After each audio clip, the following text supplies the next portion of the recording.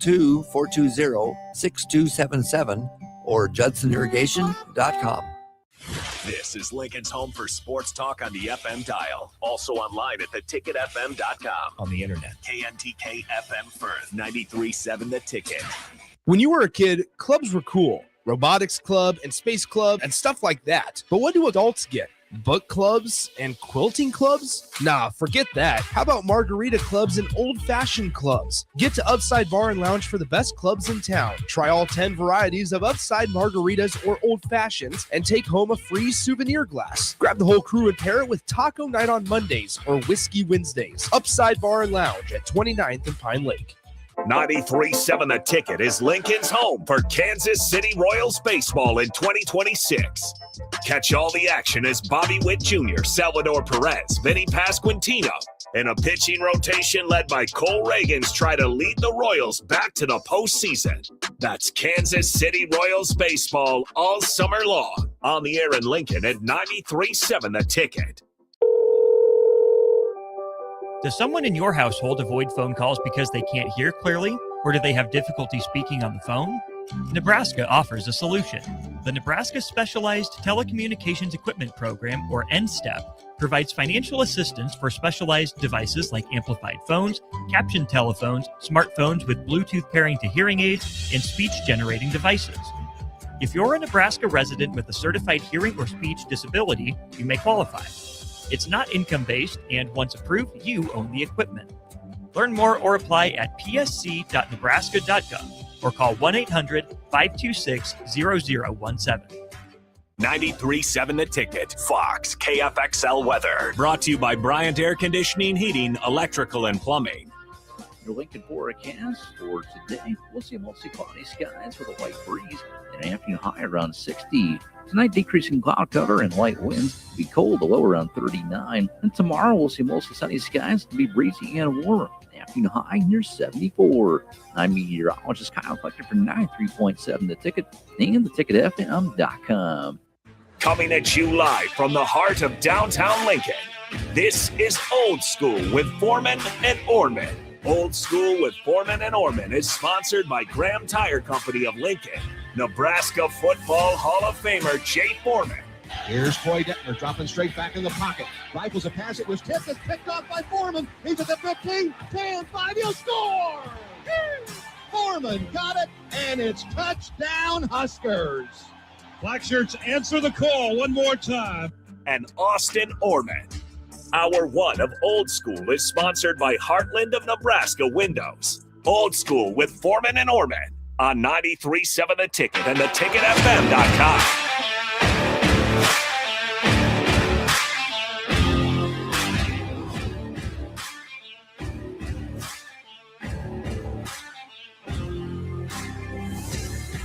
Happy Wednesday, y'all. Welcome into Old School. We're running it back. We had such a good time yesterday. Back by popular demand.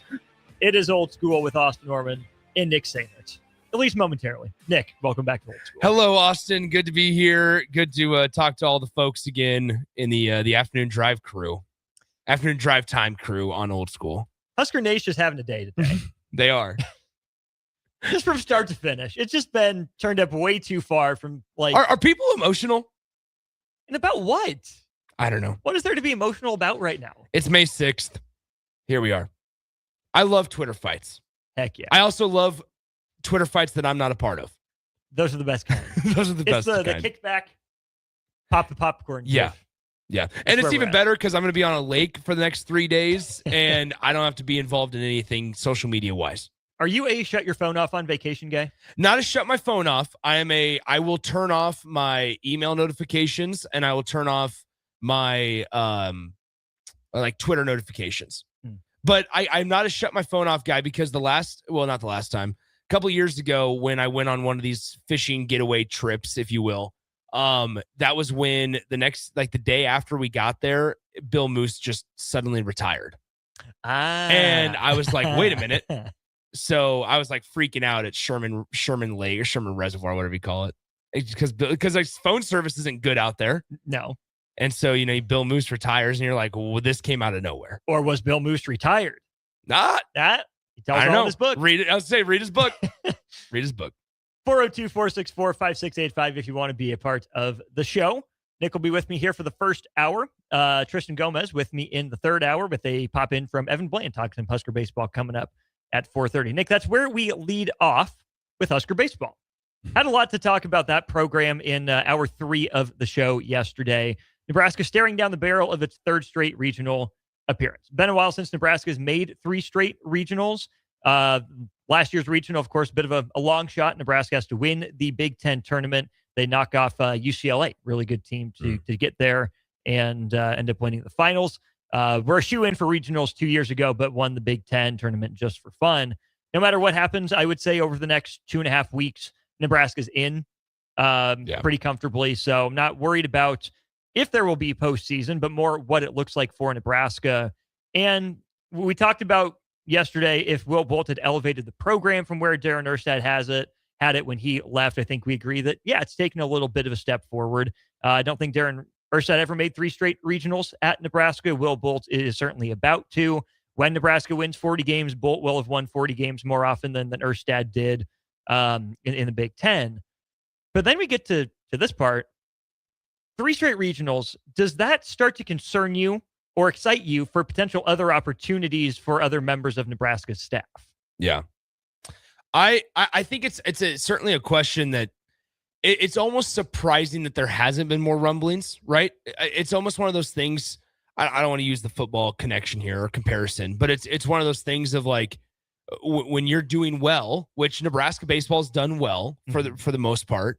When you're doing well, normally people are going to take a look at your pieces and go, okay, what can we steal from Nebraska essentially to say to get us better, right? I don't know. I think this all stems, right, because Lance Harvell has been with Will Bolt since the beginning, since the start of his time at Nebraska, right? And we know those two go back, especially from their time down in Texas, and Coach Harvell has the Sam Houston connections and things like that. For Mike Sirianni, that's the one that's interesting to me, time and time again. We saw his name floated for Omaha. Yes, which no matter how credibly, but it was at least floated. It was at least floated, and I think naturally with those types of jobs, I don't want to call Omaha a bottom level mid-major because I don't think they should be that in the Summit. D1 Baseball was saying there's real potential. Yes, and I think so like if we're talking the jobs like Omaha or South Dakota State, I would even throw Creighton into this mix in all seriousness and reality. I do think a guy like Mike Sirianni could be intriguing. Now, I think there's something to be said about he might have to take a pay cut if he were to leave Nebraska as an assistant head coach or an assistant coach and go to a place like Omaha and coach the Mavericks. But if he's wanting to get back, and I say back into the head coaching ranks, because he was a head coach at Regis back in the late 2010s, then maybe that is a spot for him. Now, once again, like you said, do we expect that to happen? Not necessarily, probably. However, Sirianni's name is a guy that consistently gets floated and is certainly was an intriguing enough of a piece for Will Bolt to add, because when they added the third paid assistant, they moved on from the volunteer Danny Marcuso and brought in Mike Sirianni from Wichita State. Now, if you don't know anything about Sirianni, he's a guy that played at Creighton for 2 years, transferred to Arkansas State to finish out his playing career, has had stops at multiple levels, but has had a history in Iowa, has most notably been more involved in the Kansas market with Newman University, which is a Division II program down there in Wichita State, obviously. I mentioned Regis a little bit ago. And now at Nebraska. And Nebraska's cleaned up in Kansas because in recruiting. 100%. And so I say all of that. I think it was important context there to say this.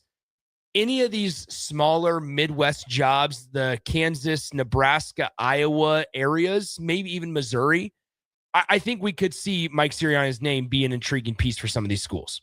I agree. The other name that got floated on that same list with Sirianni was Rob Childress. Yeah. That one I think is even less likely, given that, I mean, what would Childress be? The bridge guy for Omaha? I'm not sure. Obviously, connections to the state. But it just is a little curious to me, Nick, that we don't hear much conversation about Nebraska's assistants for other jobs. Not that that's a good thing or a bad thing. It just is a thing, because you think about some of the more successful staffs across sports. When you're part of a good staff and you win, you get opportunities. Mm-hmm. Maybe Nebraska staff has had more opportunities to interview than we've heard about. I believe it. Most of them seem like they know what they're doing, but it was a big deal when Nate Lenzer went to interview for Northern Iowa. Yeah.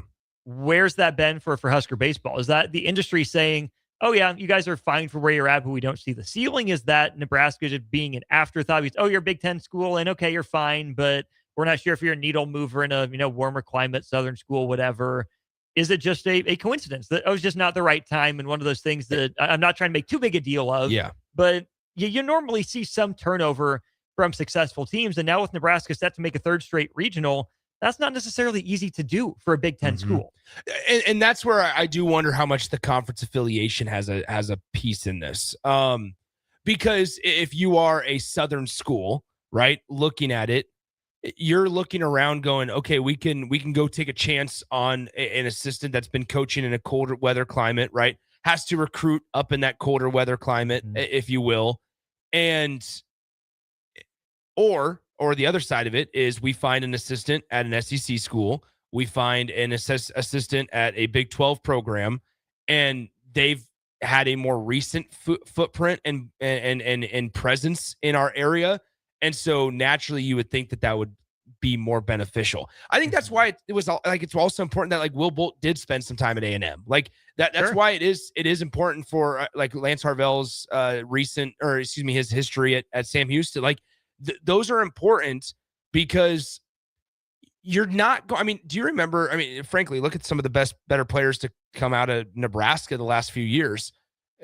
Bryce Matthews, Texas guy, right? Led off with a homer today, by the way. Yes, Bryce Matthews did. Like, you need to have Jackson Hallmark. Yes, you need to have some sort of presence even as a cold weather school in those southern states. You have to, and for a multitude of reasons, right? But I think it's more so of like the talent is going to be deeper and richer down there, and so naturally, yeah, sure, LSU and Texas and A&M can get maybe the cream of the crop down there. But then that's where you come in and say, okay, hey, you weren't good enough for Texas. You can be good enough for Nebraska, and we're going to develop you, because the staff does have some sort of a track record of these last few years of putting guys in the MLB draft. Legit developmental stops. Yes. It's a thing. It has been a thing. 1508 says, before the conference realignment, the Big Ten was either the 5th or 6th best baseball conference. Well, it might be the 4th right now, depending on how you count it. Because you're looking at the SEC, you're looking up at the ACC, you're looking up at the Big 12, and maybe the Sun Belt in some cases. Maybe when the Pac-12 reforms and Oregon State's a key member of it. I have a tough time. Like Sun Belt would be like coastal. Yeah, like that's. I have a tough time putting those types of that type of conference ahead of the Big 12, or excuse me, the Big 10. Yeah.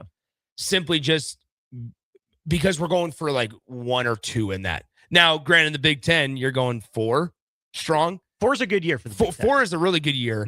There's even a chance they might get 5 in. If Purdue finishes strong enough, I was looking at D1 Baseball's bracketology projections yesterday because they just came out on the 5th. And the most recent ones did. And Purdue is on the first 4 outline. Like I haven't looked, and I should have maybe done this before we came on the air and I started spewing this. Is I haven't looked at Purdue's upcoming schedule for their last 2 weeks. I know Nebraska's not on there. Purdue can't rain that game out this year. Thank goodness. Yeah. So Purdue's 32-15 right now.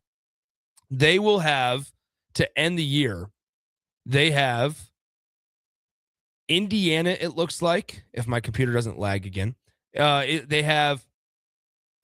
they just came off of a sweep of Ohio State, which now looks better, right? Much better. They got swept to USC as well. Okay, this weekend, they had part of their game last night got canceled. Yeah. It was one of those that who could have seen that coming? Yeah, right. So they have on Friday, Saturday, and Sunday this week, they host Indiana, and then next week travel to Iowa to end the year. Manageable. Gettable, right? So, depending on what happens in the Big Ten tournament, May 19th through the 24th, we'll see what happens. But If the Big Ten's able to get 5 teams into the dance, man, like that's a really good year for the Big Ten. And once again, I still stand here and say that there's no reason every single year Nebraska can't be in that top 4. Right. Shouldn't be in the top 3, frankly. Yeah. So then the question becomes, can we turn this to the head coach? How much more success does Nebraska need to have, either in terms of sustained 37-plus win regular seasons or regional appearances before other jobs come calling? Because we haven't heard... For Will Bolt? For Will Bolt. Okay. Because we haven't heard Will Bolt's name floated. And again, I'm not saying that's a good thing or a bad thing.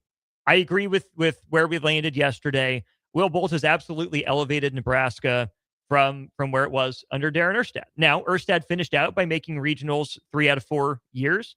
Bolt's been essentially 3 for 5. He's about to be 4 out of 6 right now, which is what Erstad did there at the end of his tenure. From 2014 to 19, he went 4 out of 6. Only 1 conference championship in 2017. Will Bolt has a regular season conference championship and then 2 tournament titles as well. What kind of job would it take to lure Will Bolt? When do they start looking at him? When do we start getting those rumors? Or is Will Bolt so tied in to Nebraska at the hip? He loves it here. This is where he wants to be, that maybe he's had these offers and we just don't hear about him. It's so interesting because we were talking about this yesterday off the air, I was looking at just the money's a factor, right? The money's a piece of this. And I mean, Will Bolt, he just signed the extension for $500,000 a year through the 2029 season. That was in August 2024, obviously. 5-year extension, if you will. And I look at the top paid baseball coaches in the country, and Skip Johnson at Oklahoma comes in at 15th with a $1.3 million salary. I mean, so then we're talking about, here's the other side of it. Okay. We talk about investment, right? Nebraska, I would say in comparison to other Big Ten schools, not named UCLA, USC, Oregon, that Nebraska out of the other Big Ten schools invests and cares about baseball more than anybody else. Yeah, Michigan had a moment. Indiana had a moment. Yeah, right. But Ohio State's. But what did they do? What did Bakich do? He left the ACC for Clemson, right? Yep. Yeah, left for the Clemson job. Which, by the way, Ohio State also literally lost a head coach to go be an assistant at TCU. People forget. And does Justin Hare feel like the long-term idea at Ohio State? No, it feels like Justin Hare is determined and deemed for an SEC or Big 12 job. Yeah. Just because of what he was able to do at Campbell, he's working it on that way to at Ohio State. And like Bakich left Michigan, and now his deal is $1.4 million, 11th highest in the country. This is where I get to it. Nebraska invests a lot into baseball for a Big Ten school, but very little in comparison to the rest of the country. Yeah. And it does put things into perspective, because on the other side, like if we just want to compare jobs and salaries, Will Bolt's $500,000. You just signed an associate volleyball coach for $450,000. Now, complete different sports, completely different expectations, completely different standing in the sport. 100%. And I think, Jalen's worth every dime, every penny of that. But it puts things into perspective of how far off Nebraska is from competing nationally for that. Now, you don't need to go find a head coach and pay him $3 million. I'm not saying that at all. Like, that'd be reckless, right? Yeah, it'd be idiotic. Yeah, but I think that the comparison is Creighton Lane did Mark Kingston. Yeah, from South Carolina. Could Nebraska take a swing like that if Will Bolt gets lured by what he would view as greener pastures? So you asked the question of what would that look like? I don't know.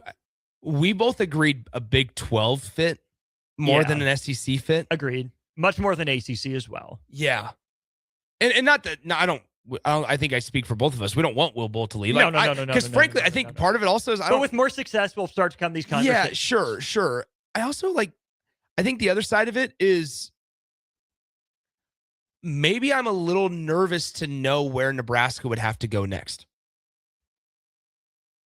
Not because of the Nebraska piece, but because of the conference affiliation. I think that really hinders it. Because if it wasn't Will Bolt after Erstad, where would they have gone? I don't know where they would have gone.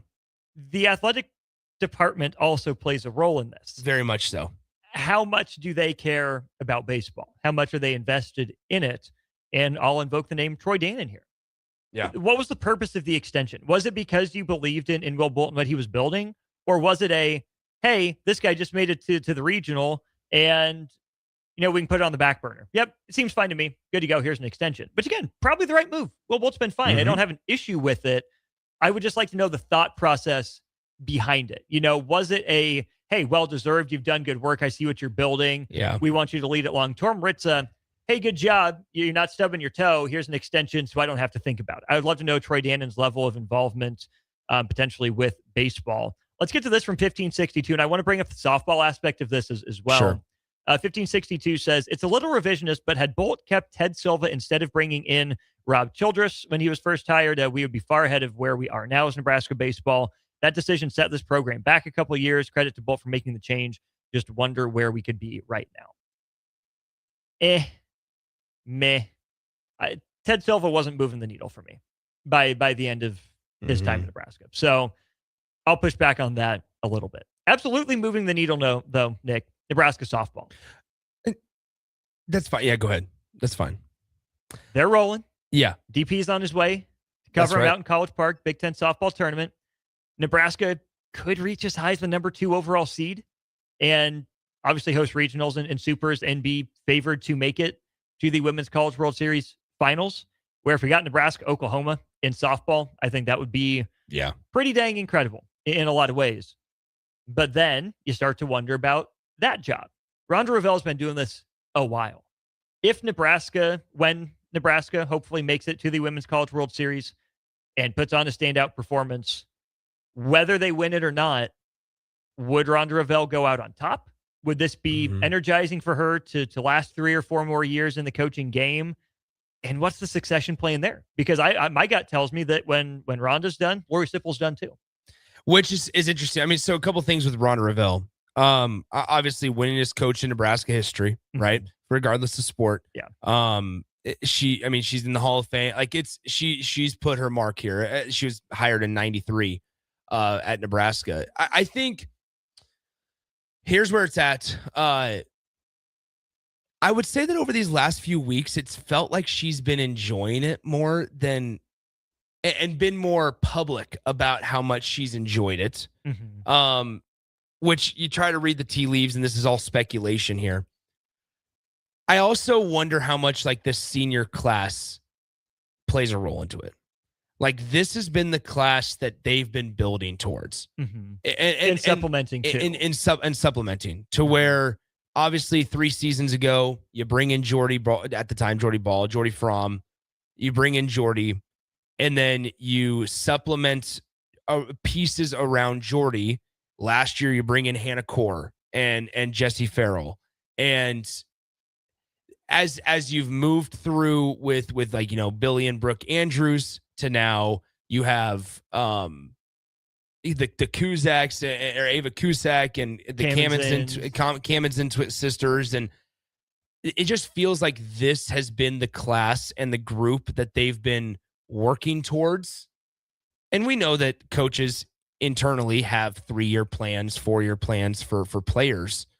And I don't want to say it can't get better than this, but this is, they're 43-6 and they're at the top of the Big Ten standings right now. They're the number 1 seed. They're the Big Ten regular season champions over, frankly, volleyball notable name softball notable UCLA. Yeah. Like this feels like you're at the top of and if you're going to go out, like this is the time to do it. I don't know the succession plan. I mean, people have heard Livia Farrell on my show before in the mornings. And like, I think Liv is great. She's new into the coaching profession. Is she John Shire? Yeah. And maybe that's and I don't know if that is. I don't know if I haven't talked to Liv about. I did text her yesterday. I said, "Why in the world is it being held at College Park, Maryland?" And her response was, "Unfortunately, it's just the rotation. Waiting for it to be held at Bowling, hasn't been held at Bowling, Ridiculous, which is wild. Ridiculous. It's maybe the home field advantage piece, but either way, I don't know what the succession plan is. But they can probably lure someone. Are you able to go get like a top Oklahoma assistant? Is there a former player in the ranks that's been coaching somewhere? Okay, so that one's interesting because the first name that automatically pops up to that is Kiki Stokes. Kiki Stokes, yes. And she's down in Kansas City right now. Mm-hmm. And she's the head coach at UMKC. Mm-hmm. So I don't know how their season's been going though, in all honesty. Here I can find its schedule. Here we go. Okay, that's like the entire athletic department schedule. Sports, softball schedule. So this is like the most notable player that's coaching somewhere. Yeah. So right now they are 16-31. So not great. But what if she had more resources? Last year they were 5-43. Not ideal. So probably cross that one off the list for now. Yeah. But okay, can you go to a UCLA, an Oklahoma, an Oklahoma State, and poach a top assistant? Maybe. I think you'd at least get a conversation. Now, if this was 5 years ago, probably not. But 5 years down the line, seeing what it can be with that recruiting class, in tow. Let me ask you this. What's the level of investment from the fans or NIL department without Jordy? That's do always we have question. to worry about people not caring enough now because Jordy Fromm's not a part of this team? Well, let's go across the river. Isn't it Nebraska's version of the Caitlin Clark effect? Different level. Basketball's a bigger sport than softball, but sure. Caitlin Clark, transcended the sport in a lot of ways, changed the sport in a lot of ways. But guess what? I was still pretty good. Maybe this is Nebraska's window to win the Women's College World Series title. With Jordy. This is as good of an opportunity as they have in the last 20 years. Maybe in program history. Yeah, I mean, like they maybe made the Women's College World Series back in like 2014, I think it was. Yeah. Because they beat Oregon in the Supers. Yeah. On the road at Oregon, and then I think they went 0-2 in the Women's College World Series. I think so. So I mean, like this is as good of a that was a team. But you've seen you can win at Nebraska. Yes. You've seen that people do care. 2013, and I think. Even if you don't keep all the fans and you're not setting attendance records, that's why you love those superstars, because even let's say you gain, 100,000 people that pay attention to Nebraska softball. So, in some form or fashion, and you keep that's interesting 20,000 of them when Jordy leaves, that's still 20,000 impressions, people, potential, ticket buyers and whatever than you had before. So no, it's probably not the peak, but you might never reach this peak of popularity with a once-in-a-generation type of player again. So how close to that can you get, and can you prove that you're more than just that player? So Nebraska, that year, so it was 2013. They finished 45-16 that year. They started the season unranked, and they finished 8th in the country, which is obviously the lowest ranked team from the Women's College World Series. After second place finish in the Big Ten Conference behind Michigan, they earned a 14 national seed for the NCAA tournament, which hosted an NCAA regional for the first time since 2007, and earning a number 1 seed for a regional for the first time since 2002. The Huskers swept through their home regional. Yep. Then they went to Oregon.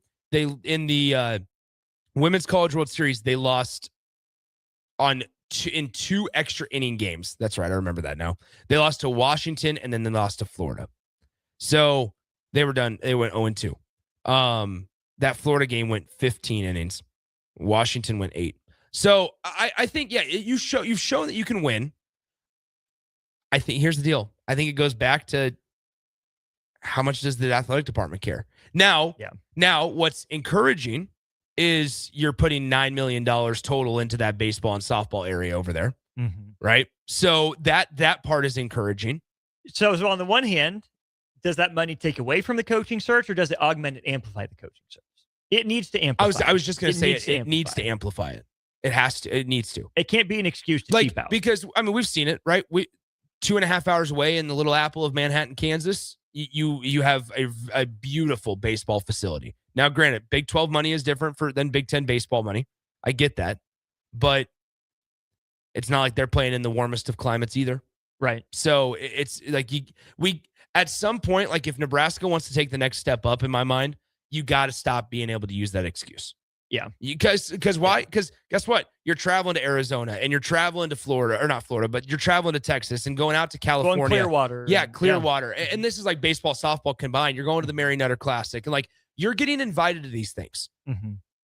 It's a privilege, not a right. Yes. Yeah. Like at one point, if you're not, now neither side, especially after this season, is necessarily in danger of losing those invites, but understand that those can be taken away real quick, because there's a lot of cold weather schools that would be okay with going down to Phoenix and playing at Sloan Park for 5 days. Yeah.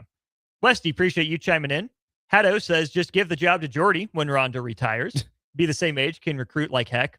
2366 asks, if Jordy doesn't blow out her ACL 2 years ago, is Nebraska softball in this situation?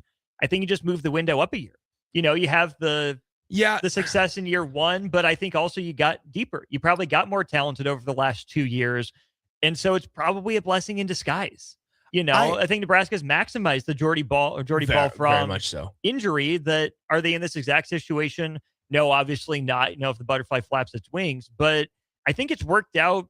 You know, never wishing injury on anyone. Yeah. The best as Nebraska could have asked for the injury having happened. 100%. And I think in addition to that, it allowed Alexis Jensen to be here at the same time as Jordy. Because that was my thing last year. Who's the second pitcher? Yeah. I am so excited for the future of Nebraska softball with Alexis Jensen, because having that year under and with Jordy has got to have been more, beneficial than hurtful, just naturally speaking. Yeah. So. Speaking of titles, Anthony Rizzo is coming to town. He's going to be in Omaha. Speaking of Boys Town tomorrow. Is that so? Should I go to Omaha tomorrow and listen to Anthony Rizzo? Boys Town Booster Banquet. Should I ask him if he knows the Cubby Bear? Oh, if Anthony Rizzo doesn't know the Cubby Bear, I'd be shocked. Anthony, do you know? He'd be sick if I get him to sign my Cubby Bear hat. Is he your favorite player from that championship roster? We'll talk about that next. And we want your favorite players from your favorite team's championship roster. Maybe it's the best player, but who's your favorite player from your team's championship roster? We'll get into that coming up next on Old School. Hour 1 brought to you by Heartland of Nebraska Windows. You're listening to Old School with Jay Foreman and Austin Orman. Download the mobile app and listen wherever you are on 93.7 The Ticket and theticketfm.com. Right now in Lincoln, neighbors are facing hunger and homelessness, and they need our help. Your donation to Matt Talbot Kitchen and Outreach for Give to Lincoln Day helps provide nutritious meals, safe shelter, and life-changing support. Your gift goes even further thanks to matching funds from the Lincoln Community Foundation. Working together, we can make our community stronger by ensuring that everyone has access to nutritious food and a safe place to sleep at night. Give to Matt Talbot today or anytime through May 28th at givetolincoln.com.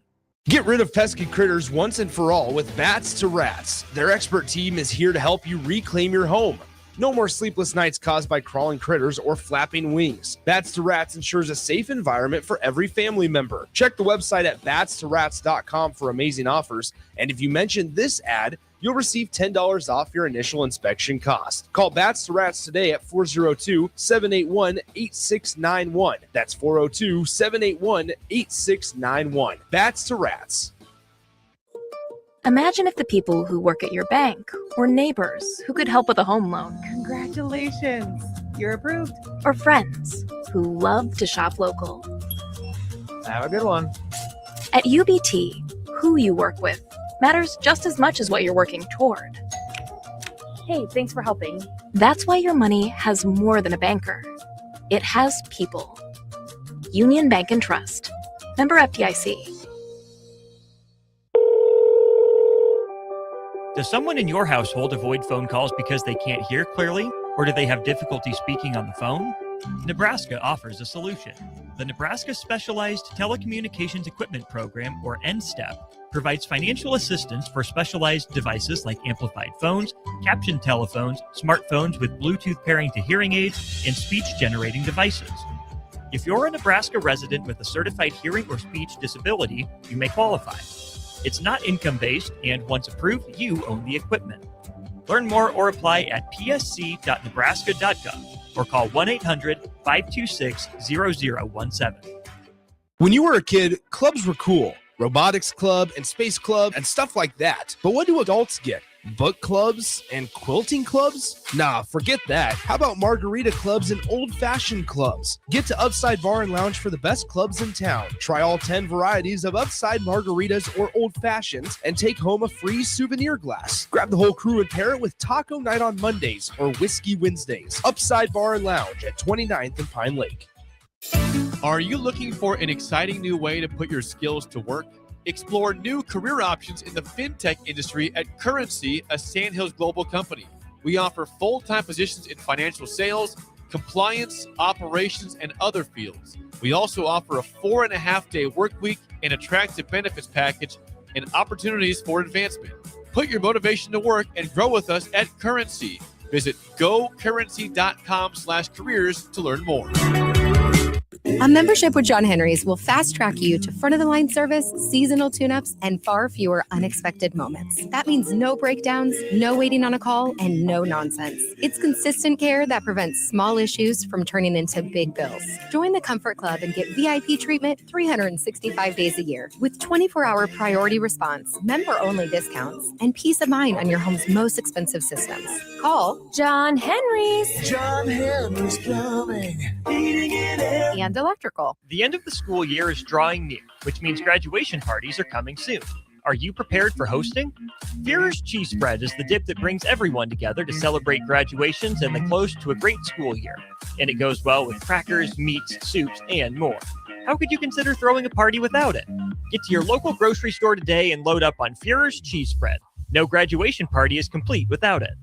Love local wine, craft beer, cider, or spirits, or looking for a great non-alcoholic option? Then raise a glass at SIP Nebraska's 13th Anniversary Spring Festival, May 8th and 9th at Mahoney State Park. There's truly something for everyone with unlimited tastings, live music, great food, and unique experiences like skydiving demos, buzzed bingo, goat yoga, and fun lawn games. Plus, explore local artisans and take your favorites home. Make a weekend of it. Lodging is available right at the park. Grab your ticket package now at sipnebraska.com. Lincoln is full of great golf courses in a state that is getting national recognition for exceptional golf. Friend Country Club is worth the drive, just 40 minutes from Lincoln and home to one of the state's most respected 9-hole courses. Enjoy their restaurant with popular items like a 14-ounce ribeye, 10-ounce sirloin, or chicken fried steak. Open Thursday through Saturday from 5:30 to 10 p.m. Expand your horizons with a trip to Friend Country Club, just 40 minutes southwest of Lincoln. It's worth a visit. Back to old school with Foreman and Orman on 93.7 The Ticket and theticketfm.com. Welcome back into Two Old School. Austin Orman, Nick Sainer hanging out with you here in hour number one. 402-464-5685 if you want to be a part of the show. We'd love to hear from you about your favorite players on your team's championship roster. Get a window into your fandoms. You can also get new windows with Heartland of Nebraska Windows. Check them out online at heartlandofnebraskawindows.com or give them a call, 402-430-3852. Heartland of Nebraska Windows, based out of Hallam, Nebraska. They offer a free estimate, full window replacements, all vinyl triple pane windows, and a lifetime warranty on everything while keeping their prices affordable. All right, Nick, I invoked the name Anthony Rizzo. Not a Cubs lifer. No. He's bounced around a little bit. Well, all but a Cubs lifer. Okay. Was he your favorite player on that championship team? If it was not Anthony Rizzo, who was your favorite player on the 2016 Cubs World Championship team? Oh my gosh, there's so many to choose from. I loved, this is going to be surprising for a lot of people. I loved Jorge Soler. There we go. I loved Jorge Soler. He did not have a great year. I mean, he had 230. I have the roster pulled up right now just so I didn't forget any, because this was like the early years of Wilson Contreras.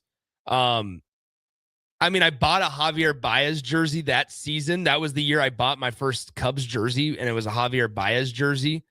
Chris Bryant's like the layup here because he finished in the MVP. I mean, he was the MVP that year. He was probably the best player. He was probably the best player. Who was your favorite? That's the question. Who was your favorite player? Gosh, and then there's Ben Zobrist. That's not the name you mentioned yesterday when we were brainstorming this, though. No. Who did I bring up yesterday? You know who you brought up yesterday. You need to say it. So I can't say it for you. There is. Who did I bring up yesterday? David Bodie. That's right. He's not on this raw. Okay, that's right. Yeah, David Bodie was great. But not a championship winner. Not a championship winner. Okay. So the starting 9 for the Cubs this year was Miguel Montero, Rizzo, Ben Zobrist, Addison Russell, finished bad. Chris Bryant, Jorge Soler, Dexter Fowler, and Jason Hayward. On the bench, you had Albert Almora was fun. Kyle Schwarber was fun. I'm gonna go with Ben Zobrist. Zobrist was my guy. He became back-to-back World Series champions right. with the Cubs after winning it in 2015. Starter Heyman Jewelers text line 402-464-5685. 3188 says 2021 Atlanta Braves favorite player was Freddie Freeman, but Jock Peterson and Jorge Soler had some great moments. That was the year Jock Peterson was wearing the pearls, wasn't it? That's right. I want to kind of go through some of these rosters and think about, okay, so 2021 Atlanta Braves. Just to give us an idea, just a reminder. Hey, Jorge Soler was on this roster. He was indeed. Travis d'Arnaud, Freddie Freeman, Ozzie Albies, Dansby. Now, if Dansby was on, okay.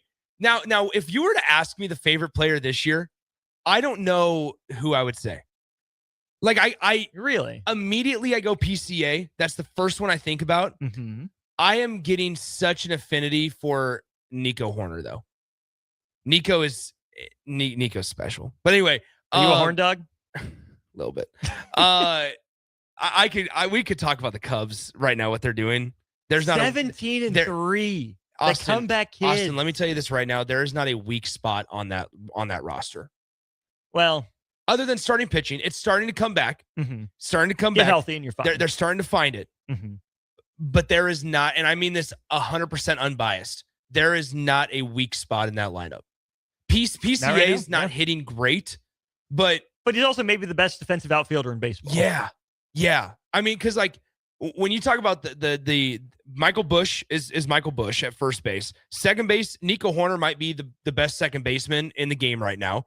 Dansby Swanson, I don't know who would you. I'm sure there's options. I just have never thought about it that way, so I can't say no, but I don't want to commit to yes. That's fine. Dansby Swanson is as good of a defender in the middle infield as you could hope for, right?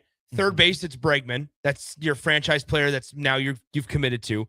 Ian Happ has won 4 consecutive Gold Gloves, and he has an OPS that's approaching a 9 right now. PCA is as good of a defensive player as you're going to find in the game at any position. Seiya Suzuki hits bombs. Yep. There you go. 2086 says, of course, I'm working out of town when my favorite player since Ryan Sandberg comes to Nebraska. It's not a meet and greet for Anthony Rizzo. He is speaking at Boys Town, by the way. So come prepared for that, right? You probably got to pony up a little bit to some degree. Mr. Mike D says Marcus Allen from the 80s Raiders or nice. Big Game James Worthy from the Showtime Lakers. Yep. Westy is a Bucs fan. He says Levante David, that I would love to have one for the Indians, but they broke my heart many times. Eric says Nick is his favorite player at the ticket. That's very kind of you. Thank you, Eric. So we are winning all sorts of championships left and right here. Here we are. I'm going to get to this from YouTube, though. Tyga 4, Lorenzo Cain and Alcides Escobar from the 2015 Royals. This could be fun. Okay. This is right up your alley. I want to see how many of those guys I can still do. Okay. So let's go through the starting lineup. Okay. So I think I can get their lineup from Game 5 of the World Series, maybe. Okay. So you want me to pull up specifically Game 5? Because I know it was Escobar leading off. Hold on. Okay. Game 5 World Series 2015. Yep. Because Escobar. Okay. led off 2015 game. The Royals won 7-2. Yep. Okay. Where are you at? Okay. Escobar. Yep. What position? Shortstop. Okay. Zobrist. Yes. Second base. Yes. Then I think it was Lorenzo Cain hitting third and playing center field. That is correct. Would have been Eric Hosmer hitting fourth at first base. That is correct. Salvador Perez batting fifth, and Mike Moustakas was playing third. Yep. Okay. Salvador Perez batting sixth and catching. Yep. Then you had, I think Morales was DHing that day. He did not. He did not DH that day? No, he eventually came in and pinch hit. Yes. But not in this role. Because I know then that you had Gordo batting 7th. That was Gordo. In left. Then you would have had... I know Rios was in right. That is... Rios hitting 8th? Rios hit 8th. Okay, and then batting 9th. If it wasn't Morales DHing... Well, you're overthinking it because it was at New York. Oh, that's right. So they had to throw... Who started Game 5? Who started Game 5? That's right. I can... Wait a minute. Who started Game 5? Did Edison Volquez make his second start? He did. Yes! It was Edison Volquez. So then, how about this? At one point, this was a guy I wish he would have done so much better for the Kansas City Royals. He ended up pinch hitting for Edison at one point. Paulo Orlando. Yes. Paulo Tripolo. Paulo Orlando. Brazilian came sprinter. In. Paulo Yes. Orlando. How about this? Here's some of the pitchers that came in. Wait. Okay. It was Volquez. Yep. I know Wade Davis closed it out. He did. Chris Young was a swing guy, but it didn't come into that game. Did not come into that game. I mean, you would have had probably Herrera. Kelvin Herrera, because Holland was on the shelf, which and is then why... there was one more in between Kelvin Herrera and Wade Davis. Luke Hochaver. That is correct. Luke Hochaver. In this game, Gerard Dyson pinch ran for Salvador Perez. And then Drew Butera caught the final strike. My goodness, look at this guy. This is unbelievable. And so if we're going for favorites, Starkey and Bennett says Johnny Gomes from the 2015 Royals. And here's the thing. It's Johnny Gomes, and that's going to completely mess with my mind because it's Tristan Gomez. Yes. So sorry, Spelled Tristan, in advance. You're going to get Gomes because Johnny Gomes is on my mind now. But my favorite player from those Royals teams, it's not Alex Gordon. Yep. Love Gordo, respect Gordo, appreciate Gordo. Was not my favorite player on those teams. It was not Hosmer and Moustakas, the uber prospects. Mm-hmm. Love Salvi, probably close second. Escobar was just a meme. Cueto and Volquez were fun. Zobrist was a great trade deadline pickup. It's Locaine. Lorenzo Cain was my guy. I mean, moved like an old man, didn't start playing baseball till high school, put his glove and shoes on the wrong hand and feet, didn't know how to swing, to what he turned into. And I know we getting him in the trade from the Brewers, seeing what he developed into, and never a superstar. But to me, outside of Salvador Perez's wild card walk-off and eventual bases clearing double in the 2015 World Series Game 5 there, the play of all plays that sticks with me and the call that sticks with me is Hosmer's single to right in ALCS Game 6. Was this Kane the one scores from first. That's what I was just going to say. He came around from first and scored. Yep. Took Troy Tulowitzki by surprise. Tulo. Great. He can fly. God, great player. Tulo. Gosh. Lorenzo Cain is my favorite player from that Royals run. Growing up from your this would be a great question for the text line. By the way, 2015, Lorenzo Cain finished third in MVP voting. He did. People forget. I forgot. Not from your favorite team. Who was your favorite player growing up? Let's answer that to end the hour. I think that's going to be fun. I need a little bit of time to think because I have some options. Because you know who I instantly think about? All the old Colorado Rockies players. Oh, those 07 Rockies. We won't use them, but like it's like Todd Helton, Carlos Gonzalez, Troy Tulowitzki's on there. Matt Holliday had a run down there. Ubaldo Jimenez. Yeah. From somebody was not on your favorite team. Who was your favorite player growing up? Any sport. I got to get my Duke one in here as well because Gingerbeard Man says the 01 Duke Blue Devils Shane Battier. For me in 15 Duke, Tyus Jones in a heartbeat. All right.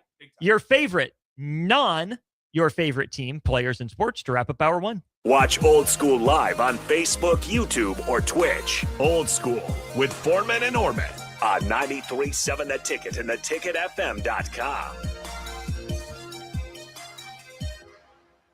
Several irrigation contractors in Lincoln go out of business every year, leaving sprinkler system orphans begging for service. The folks at Judson Irrigation shed a tear for these little fellas. They've been coddling these orphans for more than 40 years. From redesign, repairing, replacing, and restoring, remember the Judson Irrigation Orphanage. Call the Judson Irrigation Orphanage 402-420-6277 or judsonirrigation.com.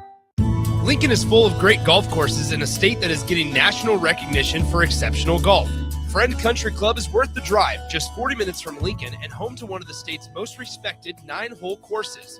Enjoy their restaurant with popular items like a 14-ounce ribeye, 10-ounce sirloin, or chicken fried steak. Open Thursday through Saturday from 5:30 to 10 p.m.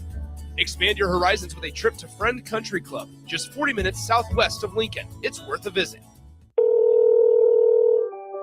Does someone in your household avoid phone calls because they can't hear clearly, or do they have difficulty speaking on the phone? Nebraska offers a solution.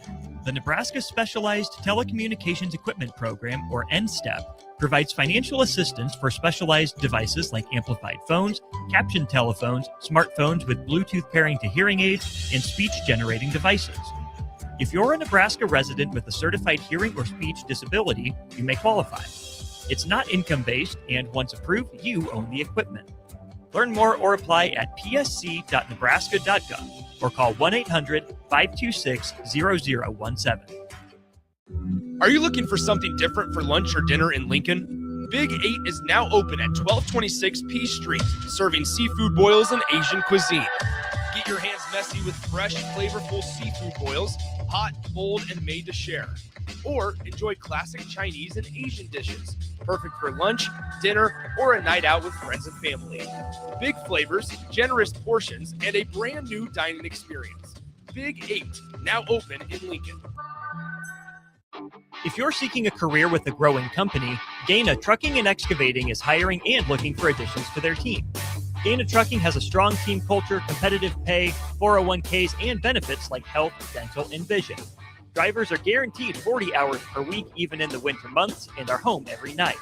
Start your career today at Gaina Trucking and Excavating. Apply today at GainaTrucking.com. Back Nine Golf in South Lincoln is the premier indoor golf experience in the state. Back Nine Golf is open to the public with 24/7 access for their members. Whether it's a range session to get accurate club distances, 18 holes with some buddies, or a one-on-one lesson with Back Nine's PGA teaching professional, their top-of-the-line full swing simulators are there to help you lower your score in perfect conditions. Learn about Back Nine's variety of memberships today and see the facility for yourself at 7501 South 15th Street in Lincoln, just south of 14th and Pine Lake Road. Back Nine Golf, the premier indoor golf experience. The end of the school year is drawing near, which means graduation parties are coming soon. Are you prepared for hosting? Führer's Cheese Spread is the dip that brings everyone together to celebrate graduations and the close to a great school year. And it goes well with crackers, meats, soups, and more. How could you consider throwing a party without it? Get to your local grocery store today and load up on Führer's Cheese Spread. No graduation party is complete without it. Now's the time to schedule your air conditioner service check with Bryant. Make sure it's ready to keep you cool and comfortable when you really need it. Call Bryant Air Conditioning and Heating, 467-1111. 93.7 The Ticket, Fox, KFXL weather. Sponsored by John Henry's Plumbing, Heating, and Air Conditioning. Your Lincoln forecast for today, we'll see mostly cloudy skies with a light breeze and an afternoon high around 60. Tonight, decreasing cloud cover and light winds. Be cold, a low around 39. And tomorrow, we'll see mostly sunny skies to be breezy and warmer. Afternoon high near 74. I'm meteorologist Kyle Fletcher for 93.7 The Ticket and theticketfm.com. Turn comfort into savings with Peak Rewards from LES. Enroll your smart thermostat to earn $25 while helping balance energy use with small short-term adjustments that benefit the whole community. Learn more at les.com/peak rewards. In communities like ours, local relationships still matter. At Insight Partners, we believe we are better together. That's why insurance agencies across the Midwest have joined Insight Partners to better serve local customers and communities with all their insurance needs. From personal to commercial or specialty insurance, your local Insight Partners team is here to help protect what matters most. Insight Partners, better together. Learn more at myInspartners.com. 93.7 The Ticket is Lincoln's home for Kansas City Royals baseball in 2026. Catch all the action as Bobby Witt Jr., Salvador Perez, Vinny Pasquantino, and a pitching rotation led by Cole Reagans try to lead the Royals back to the postseason. That's Kansas City Royals baseball all summer long. On the air in Lincoln at 93.7 The Ticket. Back to old school with Foreman and Orman on 93.7 The Ticket and theticketfm.com.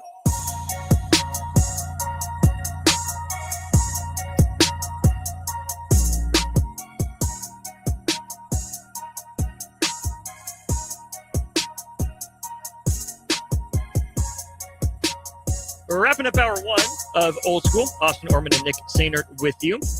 We asked the question, your favorite athlete who is not on your favorite team growing up. I'm going to lead off with this one because this guy's still probably my favorite non-my team athlete of all time. Okay. Mike Trout. Sure. Easy one for me. Yeah. Mike Trout, also a big Ronald Acuna guy. Wow. I like me some Ronnie baseball. Okay. It also describes my entire NBA watching experience where I don't claim a team. So that's kind of a cop-out for me. Mm-hmm. In the NFL, I didn't really have one. It was kind of Colts or bust for me. You know, I love watching Mahomes. That feels a little bandwagon-y of me to say. Sure. But yeah, I mean, without a doubt for me, it's Mike Trout. So believe it or not, I don't know if I'd surprise people with this. Is it Yachty because he's a catcher? It is not right position though. Ooh, okay. Sorry, go for it. Buster. It is Buster Posey. Okay. Gerald Arthur. I wish he could have stuck around a little bit longer. That's one player I wish I could have seen play in person. But if he played longer, he wouldn't have hired Tony Vitello. So that is right, and we do love Tony Vitello. We are Tony Vitello. Are people still out on Tony Vitello? He's a first-year guy. You can't be out on him yet. People are arguing about Tony Vitello. Shame. What's funny is, I mean, Vitello's 47 years old. Buster Posey's 39. That's what's crazy about that. A couple of the other ones that I would say, Felix Hernandez. Okay. Yep. King Felix Respecter was Kershaw for me then. Okay. Yeah. Kershaw for you. Yep. Big Kersh guy. You want to know who I hated? I mean, I despised these guys because they tore the Cubs up in the late 2000s. Like I'm thinking like 2008 to 2011. Oh, the Phillies? That whole Phillies team? I didn't mind like a Shane Victorino or Jimmy Rollins. Chase Utley, you're anti-Chase Utley? I'm anti-Chase Utley. Believe it or not, it's going to be the throwback Houston Astros. The Brad Lidge. I cannot stand Lance Berkman. Okay. And I cannot stand Carlos Lee. Wow. I despise those two guys. Okay. And the whole like Roy Oswalt, like I'm done. Oswalt. Yeah, Oswalt, I'm out. Jeff Kent, Craig Biggio. Nope. Don't even talk to me about him. Carlos Lee, there's a name. Carlos Lee, I could not stand. You said the name Roy. I was also a big Roy Halladay guy. Okay, of course. He doesn't love Doc. Who was your favorite pitcher growing up? Because mine, it comes from my team. Oh, gosh. Unfortunately. Sad as this may be, the Royals don't exactly have a deep pitching lineage. Tell me it's James Shields. It is not big game James Shields. Please tell me it's James Shields. Here's it, like Greinke was the best, but probably my favorite was the guy who, and I'm going to say this because it's his nickname on Baseball Reference, and Royals fans refer to him as this all the time, the Mexicutioner, Joaquim Soria. Joaquim Soria. That's fun. He's what I thought of as an elite pitcher back in the day. Let me ask you this right now. Soria was good. Do you remember who threw out the first pitch last year at the Cubs playoff game that we went to? Oh, do you remember it? Because it was him. Yes, because they showed him in the stands later too. They did. Do you remember when we saw it? Was Zambrano. It was Carlos Zambrano. Do you remember who did we see walking on the sidewalk? It was no, who was it? He was an outfielder. Yes. Big dude. Yes. Oh my gosh. Yeah. Hold on. They showed him on the Jumbotron. Hold on. Yeah. So Carlos Zambrano, hold on. Let me just do former Cubs outfielders because while it was Andre Dawson, wasn't it? Andre Dawson. It was Andre Dawson. Thank you. Yeah. Yeah. We saw Andre Dawson just walking after the game on the sidewalk. Text line. He was wearing his own jersey. He was. That's what it was. Yes. It was. Yes. That's why we were like, really? Wait a minute. Andre Dawson's wearing his own jersey. What a flex. Only Andre Dawson. Would you wear, Eric on the text line seems like the guy that if he played in the league, he would wear his own jersey. Oh, Eric's wearing his own jersey right now. Yeah.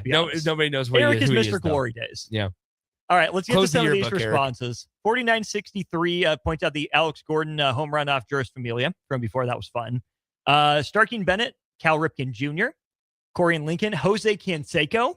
There we go. Yep, good name. Good KJ name. and Lincoln, I hated the Bears, but couldn't help but love Walter Payton. For sure. Justin from Hickman, hard to pick one definitively, so I'll go with Randy Moss before going too far down the rabbit hole. Yeah. Heyman Beans says Nee Griffith Jr., so I assume that's supposed to be Ken Griffey Jr. Ken Griffey Jr. Frank Thomas, the Big Hurt. Yep. Ozzie Smith or George Brett from 2086. Barry Sanders. Raph says Vincent Jackson, not the Chargers wide receiver. Yes. Bo Jackson, of course. Vincent Jackson. And Wes, how about this one? Thabo Cephalosha. Whoa. Thabo Cephalosha. That is a heck of a name to pull. He was no Andre Roberson. No. Thabo Cephalosha. That's unbelievable. Deacon Jones, Kirby Puckett, Ron Say. We don't think Raph meant to say Vincent Carroll Jackson, the former Nebraska defensive lineman, right? Also probably not for either. Raph there. That's a pull. I did my cap to you, sir. Jackson. We got David Cohn. Yeah. Jose Bautista. Oh, he got punched. I loved it. Yeah. Rugnet Odor. Who is okay? So obviously we went baseball. Was there a football one that stands out to you? Not really. As I think back through like my football fandom growing up, I was not anti Larry Fitzgerald. Sure, but I didn't care that much about it necessarily. I'm trying to think. Honestly, for me, my guy was also Jake's guy. LaDainian Tomlinson was my Madden 07. That was back. Straight up what I was going to say. I was a big LaDainian Tomlinson guy. LaDainian Tomlinson was good. I also he was so bad, but I did enjoy watching Dexter McCluster. Okay. I have a Priest Holmes appreciation in my heart. Sure. More so than I do Jamal Charles. I don't know. Don't ask. Yep. The guy was wearing a kilt. Did not look like he was from Scotland either. He had knee-high socks, and he was wearing a kilt. What you see on the O Street sidewalks. I feel like that's a good place to stop this. Raph said, how about this one? Now, here's a guy. Chris Collinsworth had his poster. Now, here's a guy. I bet Raph has a poster of Jack Collinsworth in his house he has now. To. But you have a poster of Noah Eagle, so. Stop that. No, I did Tiger not. says Tim Tebow and Johnny Manziel. Johnny Two ends of Manziel's the good. spectrum there. Yeah. That is incredible. All right, on to hour 2 of the show. Back after this. You're listening to Old School with Jay Foreman and Austin Orman. Download the mobile app and listen wherever you are on 93.7 The Ticket and theticketfm.com. May is National Electrical Safety Month. LES is here to help you stay safe around electricity with simple, practical tips. Learn how to protect yourself, your home, and your loved ones at les.com/safety. Does someone in your household avoid phone calls because they can't hear clearly, or do they have difficulty speaking on the phone? Nebraska offers a solution. The Nebraska Specialized Telecommunications Equipment Program, or NSTEP, provides financial assistance for specialized devices like amplified phones, captioned telephones, smartphones with Bluetooth pairing to hearing aids, and speech-generating devices. If you're a Nebraska resident with a certified hearing or speech disability, you may qualify. It's not income-based, and once approved, you own the equipment. Learn more or apply at psc.nebraska.gov or call 1-800-526-0017. Bauer Underground has been serving local contractors and utility contractors all across the state since 1997. When you see the black and white trucks, you know that the best workers in the business have arrived. Bauer is currently looking for equipment operators, laborers, diesel mechanics, and aerial linemen. Join the brotherhood built on hard work, authentic people, and a pedigree of success. They're offering top-notch benefits, a matching 401k, and a $600 per year clothing allowance.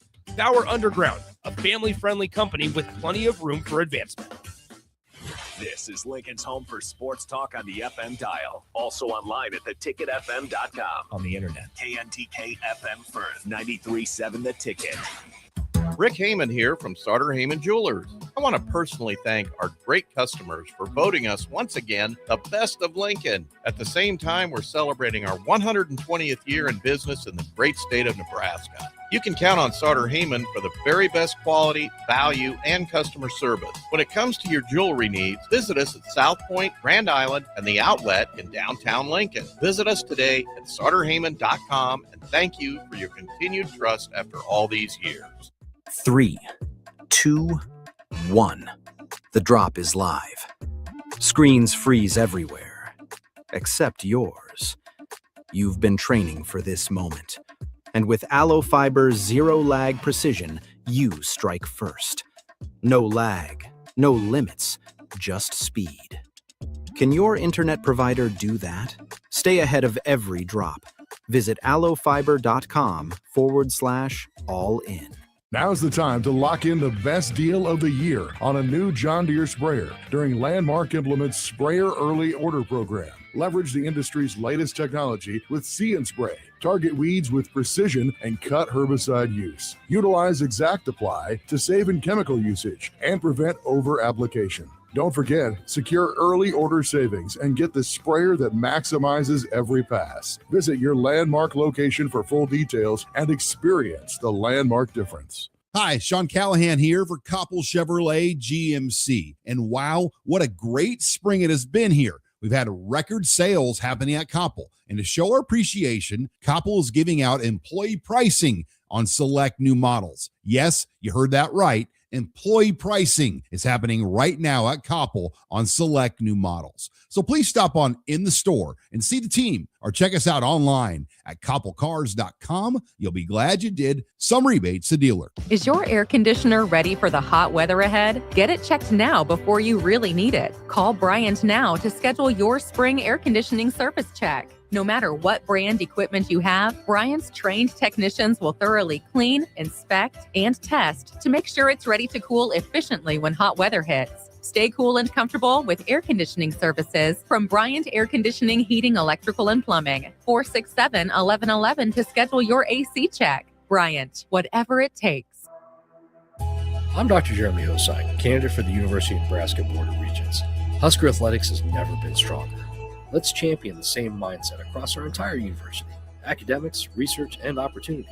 As a neurosurgeon, former regent, and proud Husker, I'm running to stand up for NU's future because this matters to my family and yours.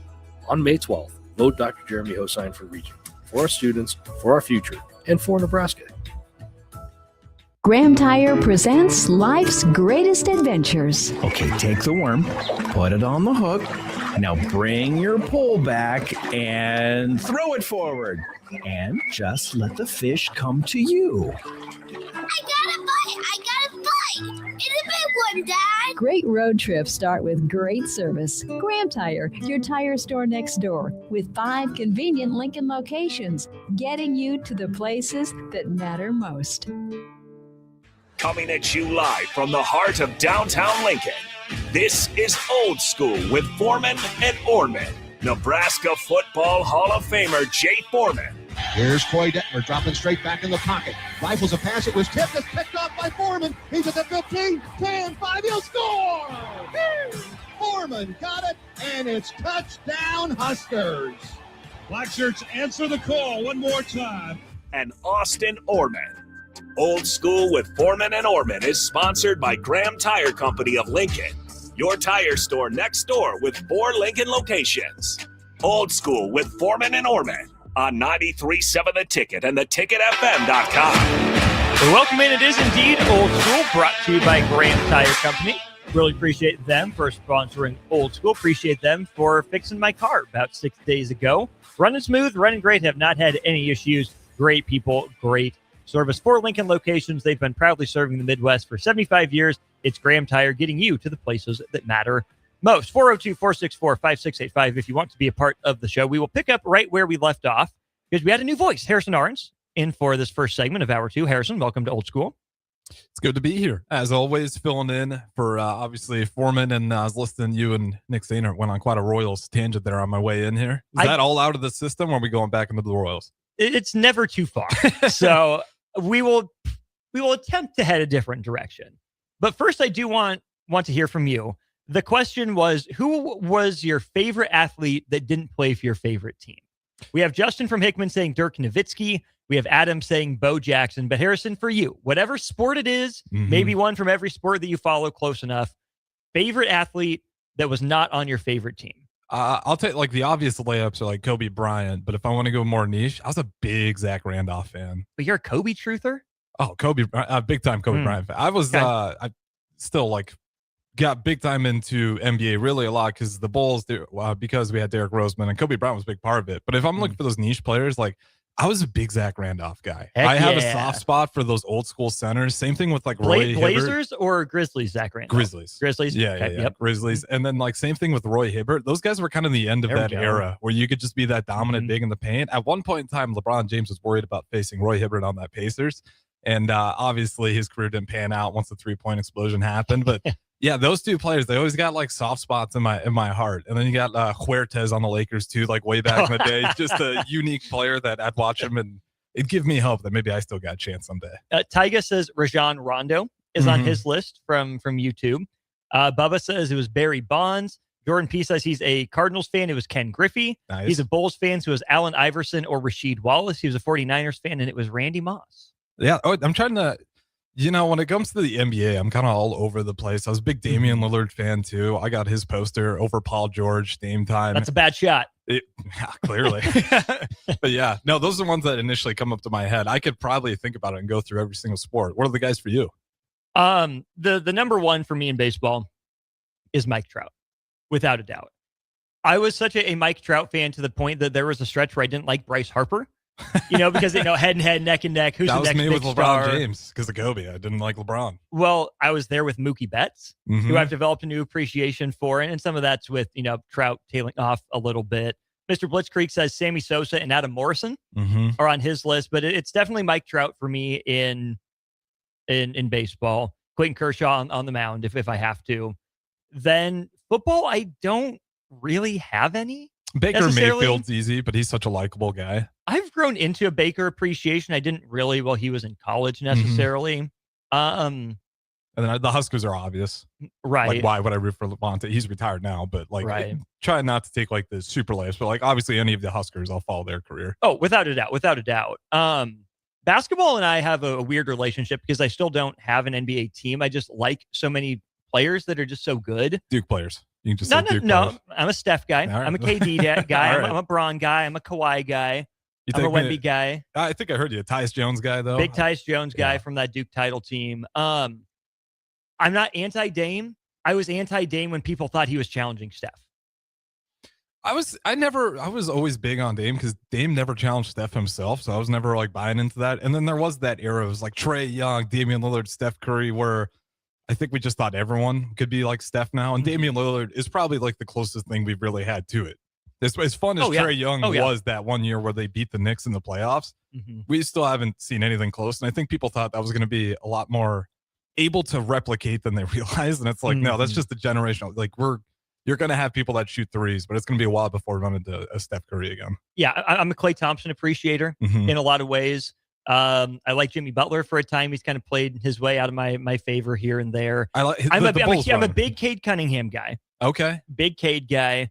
I enjoy Giannis as well, but I have some friends who are Bucks fans, so it's kind of by association. I can take or leave Tyrese Halliburton. Respect him. Not sure if he's one of my favorites necessarily.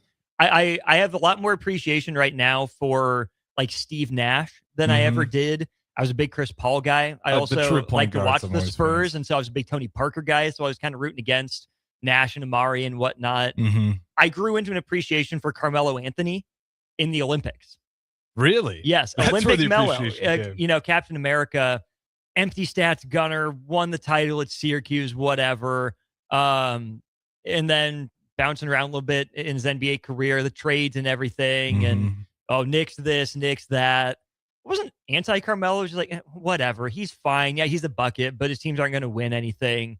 But Olympic Melo? Oh, I'm there for Olympic Melo. See, that was me with LeBron James for some reason. Like, I always knew he's a great player. And the more he plays, the more I've just gone to accept it. I still think Jordan's the GOAT, but LeBron has always been a great player. But the Olympics run that he had was probably the most fun I've had watching LeBron James, because that's when you get to see, like, his ability probably shine and look the best as it did. Like, his playmaking ability people just kind of get so used to it. But in that Olympic run, it was Steph Curry. You remember the shot that he made and his big moments, but it was early on. LeBron James was pretty dominant on that team, and him doing it, I think he would have been like 40 years old at that time. Like, it's still being one of the best guys on the court was kind of unreal. And I had at that moment, I hit like the Tom Brady point where it's like, you can't even be upset anymore. Like, you're just watching it and you don't know how much longer you're going to get. 6246 does say that Tom Brady is his most popular or favorite athlete. Yeah. Not on his team. That's kind of where it hit me, because I was a big Brady fan. Like, last 2 years at the Patriots, I started like just appreciating it. And then obviously when he went down there to the Buccaneers, it was really easy to root for him against the Chiefs, because at that point we're all just kind of tired of the Chiefs. You got Levante David, some former Huskers on that Buccaneers team. Like, that was a nice moment for Brady. See, I was not anti-Chiefs. Even though I'm a fan of a different AFC team, I am not anti-Chiefs. Okay. Mahomes is so otherworldly that I think I don't like people getting so caught up in the underdog and hating on the people that are that great, which is probably why I'm a bit of a LeBron defender. Mm-hmm. Now, I'm completely and forever anti-Brady. Completely and forever, right? Screw that guy. Go crawl in a hole, Tom. But I'm pro LeBron. I had so much fun watching the 2014 to 2022 Golden State Warriors. Mm-hmm.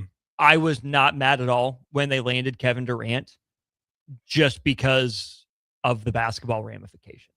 Like, that was incredible basketball to watch. I think watching Patrick Mahomes and the Chiefs, like at their heyday, I had some of the same feelings I did with the Warriors. It's just fun. They're just so good. They're so fun to watch. I get you're tired of it. Yeah, I want to beat them. But I was rooting for the Chiefs in the Super Bowl over the Eagles. Multiple times in the 49ers. That one was tough just for me. because when you Both those fan see, bases. for me, when I see a guy that's at the peak of his powers like that in a dynasty in the making, Mm-hmm. I don't want to have that. Well, they only won one ring caveat. It's hard to win a Super Bowl, but when Patrick Mahomes is as undeniably great as he's been, when Steph Curry has changed the game of basketball as undeniably as he has, Mm-hmm. to see those guys rack up the rings a little bit in a day and age where it's harder than ever to do that, I think that's good for their historical legacy, so we can avoid some of the bullcrap arguments down the line. You're not wrong there. And if we want to compare it to the NBA too, I never really got against the Warriors too much. But when you think about what was the last time you watched really great NBA finals, sometimes you want those dynasty teams in there. Oh, yeah. Because people are going to talk about that Warriors versus the Cavs, where at one point the conversation somehow turned into I can't believe, I wish we'd get somebody else instead of this matchup. But then you keep going on, you realize that was the best matchup we've had in a long time. And it's because we had LeBron James playing some of his greatest basketball, and then the Steph Curry Warriors at their peak. And then they add in Kevin Durant, and you still have really tight competitive series.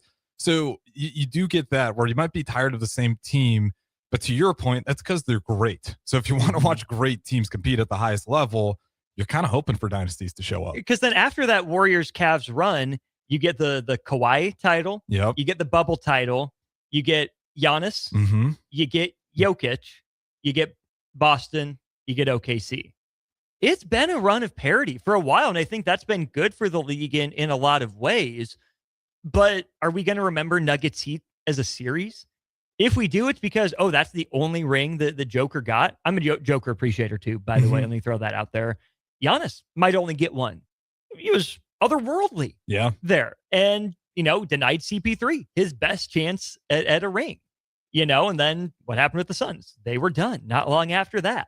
And then Boston gets its one. Boston's been probably the most consistent team in the East. And 23-66. I know we mentioned the Warriors down the line.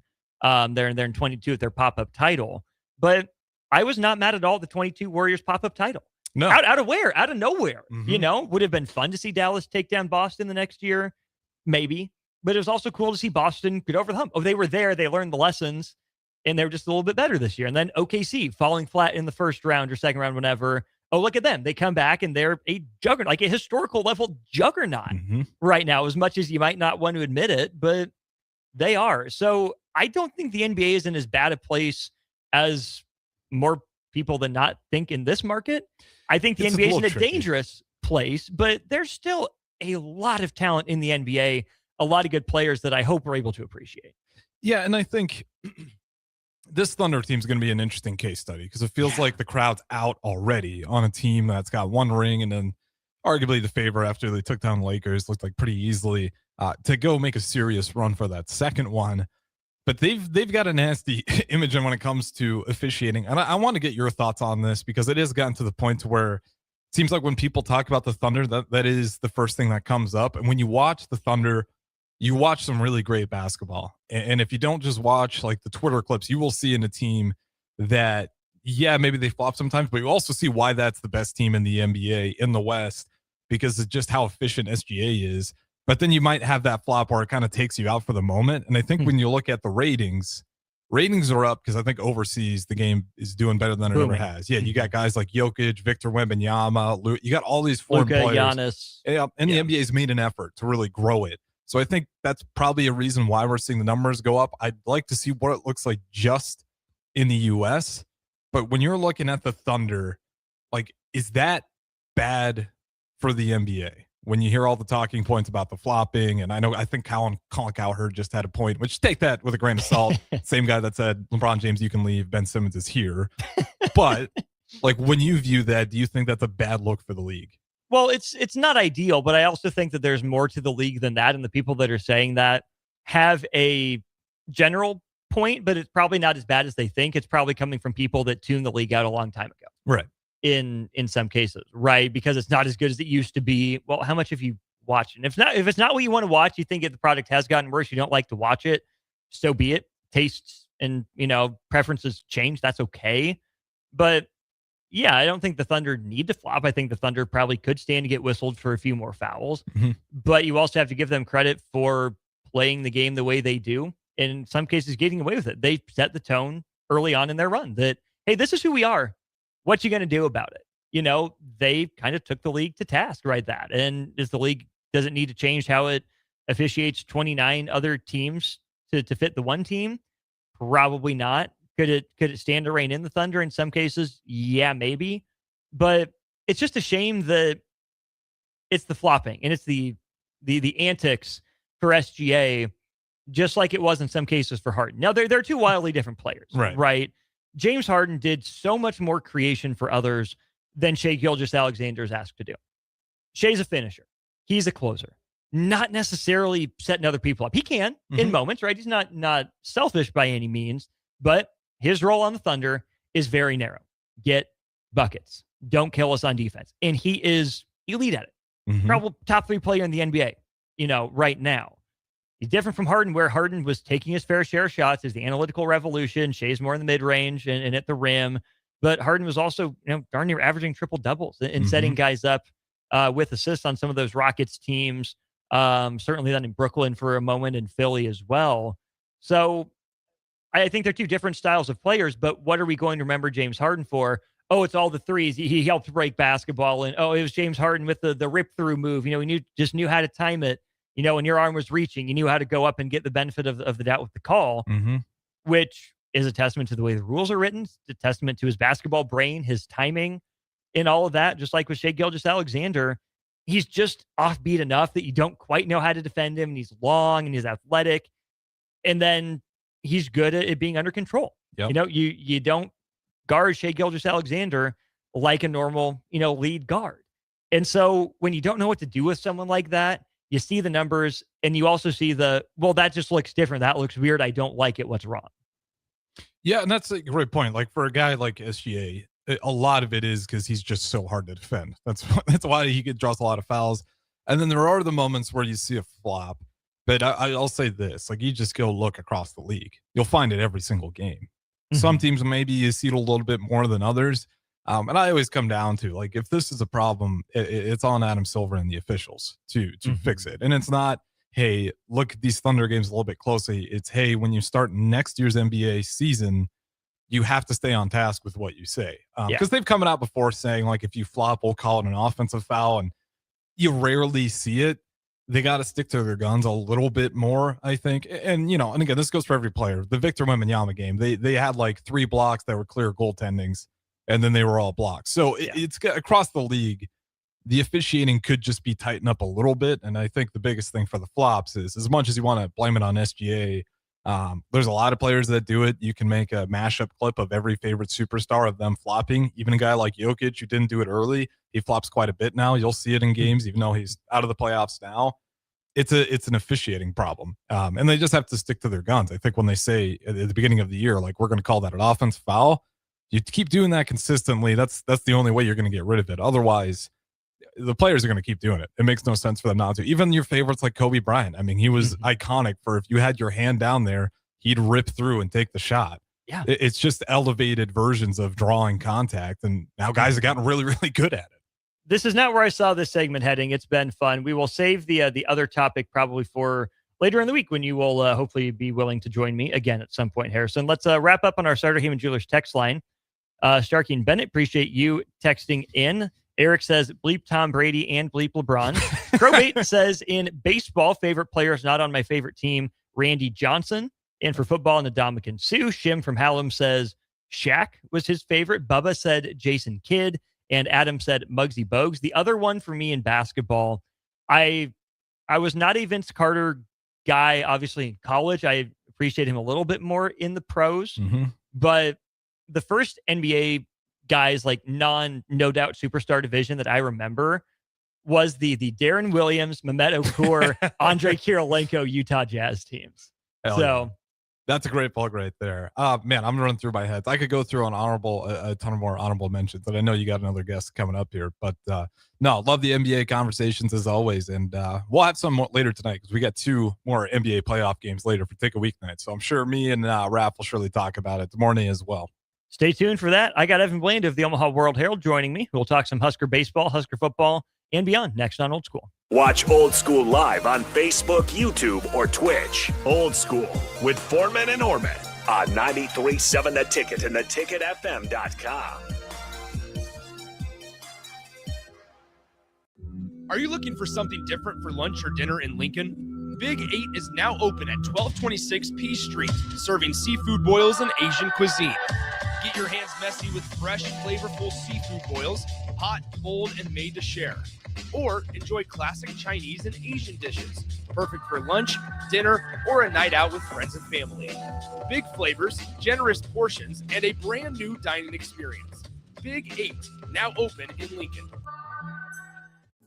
At Cedars, we're here to make sure the kids have the safety and stability that every child deserves, where they're protected and where they feel safe. You make this possible. Today, more than ever, we need your support to be here for kids who have nowhere else to call home. Now through May 28th, make a big impact through Give to Lincoln. Give to Cedars now at givetolincoln.com.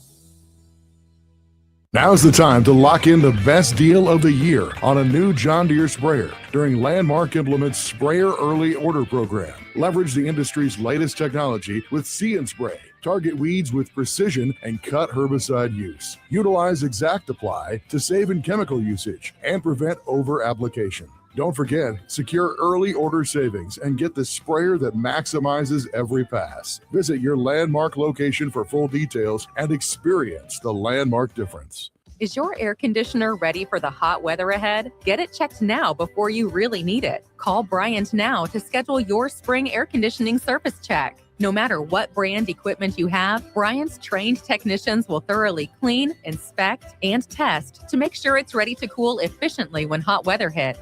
Stay cool and comfortable with air conditioning services from Bryant Air Conditioning, Heating, Electrical, and Plumbing. 467-1111 to schedule your AC check. Bryant, whatever it takes. Love local wine, craft beer, cider, or spirits, or looking for a great non-alcoholic option? Then raise a glass at SIP Nebraska's 13th Anniversary Spring Festival, May 8th and 9th at Mahoney State Park. There's truly something for everyone with unlimited tastings, live music, great food, and unique experiences like skydiving demos, buzzed bingo, goat yoga, and fun lawn games. Plus, explore local artisans and take your favorites home. Make a weekend of it. Lodging is available right at the park. Grab your ticket package now at sipnebraska.com.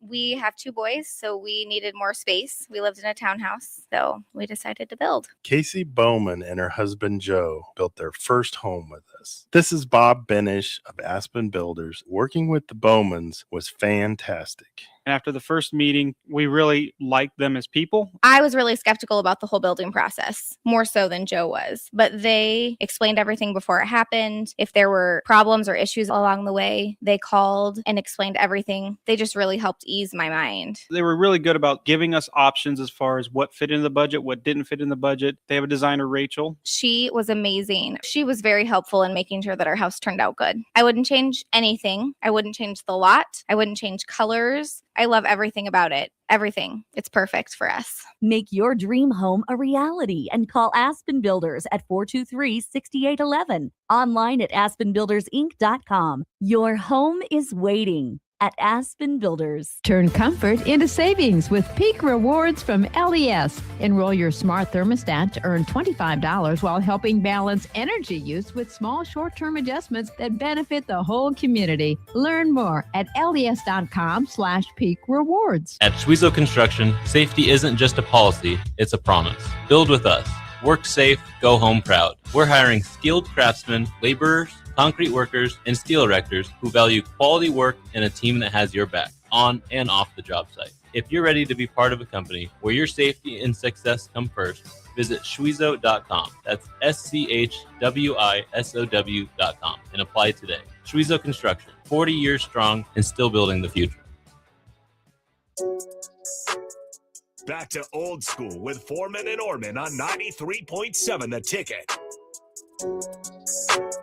Welcome back in. It is Old School. Austin Orman here. Big thanks to Harrison Arns for stepping in there for the first segment of the hour. Here it's 4:30 on a Wednesday. We are headed to our Allo Fiber VIP line where we're pleased to welcome in the Omaha World Herald's very own Evan Bland. Evan, a happy Wednesday to you. How are you, my friend? Hanging in there, Austin. How you doing today? Doing well. Thank you. It's very sunny with a little bit of clouds here in Lincoln, and really sunny with a little bit of clouds on the Husker baseball schedule now. Been a great year for Nebraska. Knocked a little bit off course in Columbus. Let's start there, Evan. What went wrong for Husker baseball over the weekend against Ohio State? I'm not sure we have enough time in the segment to go through the entire list, but no, it was rough in pretty much every way. I mean, I think the common thread was probably the offensive disappearing act, where you put up 13 runs over the course of, 13 hits over the course of the 3 games. You really struggle to put the leadoff man on base. You get totally outflexed in the power department from what Ohio State was doing, and you just didn't see kind of that grinded out style that this offense has been so good at this year, where they just weren't able to get into the Ohio State bullpen early. Every one of their starters had quality start, quality appearance.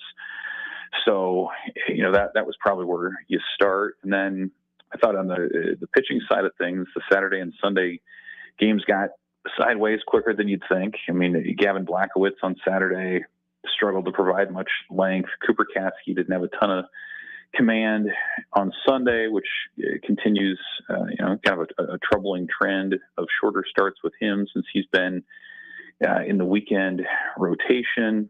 And, the defense was fine. It wasn't, I guess outstanding, but it was good enough to be competitive, but just didn't have, I think overall there just wasn't the response that this team is really, that has characterized this team this year. They gave up a run and they weren't able to come back or couldn't respond.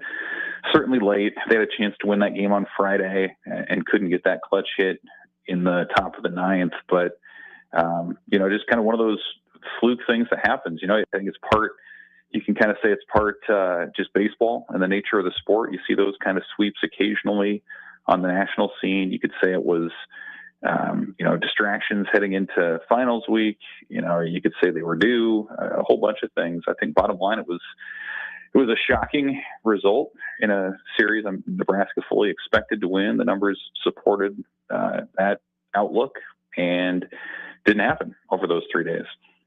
Good sign, bad sign, just a scheduling quirk now that Nebraska doesn't have a midweek game, whether it would have been yesterday or today, to take the minds off of Ohio State. Good that Nebraska has a bit of a bye week, or would it have been a nice series to turn around and get a midweek game this week to kind of flush it? Yeah, they usually take the midweek off during the week of finals week to give those guys a chance to lock in. So that's not too uncommon with what they're doing. I do think the timing is actually pretty good. You have a big stretch run coming up here, a big emotional series with a rival at home this weekend, and then you have your trip to Minnesota, Big Ten tournament, and then the postseason. So this is kind of that last chance to maybe take a deep breath and reset and have a couple of extra practices to reassess things. I think if Nebraska decides to tweak the weekend rotation, this is the time to do it, because you haven't had a midweek game where you've needed to navigate arms or work around, eating up 8 or 9 innings. So I think this is a a chance to assess if you're the coaches on roles and what things are going to look like down the stretch. And if you're the players, I think especially offensively, to get back in the cages and lock in and rest up if you need to do that, and take an extra day to kind of reset mentally and physically. And yeah, is there going to be a bad taste in your mouth based on what just happened? Yeah, no doubt about it. But I think just because of the nature of baseball as a marathon sport, they haven't gone this long without playing a game in, I think a couple months at this point. So I think it does provide just a chance to step back a little bit, reset, and know that you still have your biggest games ahead of you. How would you handicap the chances of Nebraska making another tweak to the starting rotation? I mean, I get the sense that it's a possibility. I don't know, slightly less than 50-50, maybe. I mean, I think, to me, the only role that's set should be Carson Yassa on Fridays, and he's been their most consistent performer in Big Ten play all season long. He's the most pro-ready prospect. He's the guy who I think has most consistently given them length, with a chance to go 6+ innings on a Friday night to save the bullpen. After that, I could see him doing a lot of things. They could certainly stand pat and say, hey, we're going to work through it with Blackwitz and Katsky. You could move Ty Horn back into that mix. I mean, heck, you've seen a couple of solid midweek starts in a row from Tucker Timmerman, who himself is a former Friday guy. Like, that's not ridiculous. That's not outside the realm of possibility. The other thing that Nebraska did a little bit last year, I think it was about halfway through the year when Ty Horn was struggling to give him 5. And what Nebraska eventually ended up doing was like just kind of baking in to the game plan that they're going to piggyback somebody off of him. So just kind of assuming like, okay, we've seen enough to know maybe it'll be Horn for 4 or 5, and then you bring in somebody. And so maybe it's, the same rotation, but you piggyback Timmerman on one day, or you piggyback Horn on the next. I think that's another possibility, but it's kind of an odd spot, because you would think for a team that's in the mix to host a regional, which I believe Nebraska still is, a lot of those teams have their rotations set. This isn't really something you want to be, experimenting with or tinkering with at this point in the season. But I think Nebraska also knows that it just hasn't been good enough from the rotation as set. So whether that's an official change to the rotation or sort of how they build out those arms throughout the progression of a game, I would expect some sort of tweak based on what we've seen the last couple of weeks. It's not quite Tom Osborne trying to balance Tommy Frazier and Burke Beringer, but might be approaching that territory at this point for Nebraska baseball. We're talking with Evan Bland of the Omaha World Herald. He's with us here on our Allo Fiber VIP line. Evan, I did want to get to that piece that you wrote. You had it ready to go on Monday, trying to assuage some fears from Huskers fans. You mentioned that Nebraska's RPI is still in a pretty good spot. And of course, we're at the end of the year where some midweek cancellation shenanigans can come into play. You mentioned the road ahead for Nebraska as well, and that Nebraska, for the most part, has taken care of business, and the hard work is behind it compared to maybe some other teams in a similar position to Nebraska. Outside looking in right now by RPI not being in the top 16, not that that's how the NCAA seeds it, but what were some of the reasons for people that might have missed the article you really laid out that should give them hope that Nebraska didn't give away the hopes at a regional host bid over the weekend in Columbus? Yeah, I felt like, certainly it was a frustrating weekend, and I get the reaction, but like, you have to step back from the 3 days and look at the resume and say, like, objectively, if you would have said in February that Nebraska's into early to mid-May with an RPI inside the top 20, like, you're absolutely still in the mix. Like, that's year after year, history tells you that that's the case. And I went back and looked at just this decade, like what was the RPI of every regional host going into the postseason? And it was, if you were 19 or better, that was like every regional host but 2 over the course of the last, since 2021. So like the numbers tell you that Nebraska's there. There's a lot of ways you can look at it. You can look at it and say a team like Oregon State, which is in that mix, is probably going to fall out because of the strength of schedule they have remaining. They lost their ace, Dax Whitney, for the season. Like, that's a team that you could see falling out. Kansas is going to have to continue to earn it as red hot as they've been. Like, that's no sure thing. USC still doesn't have a quad one win to its name. And so it's up there in terms of RPI, but I don't know that you'd slot the Trojans ahead of Nebraska right now. Certainly not when you factor in head to head. So, I came at it from a perspective of this is the resume, and the resume, history says, is good enough to be in that mix.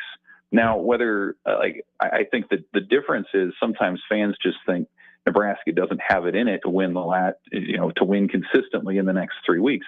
And maybe that's the case. As we just talked about with the pitching, they're going to have to figure that out. The offense is going to have to prove that what happened last weekend was a fluke.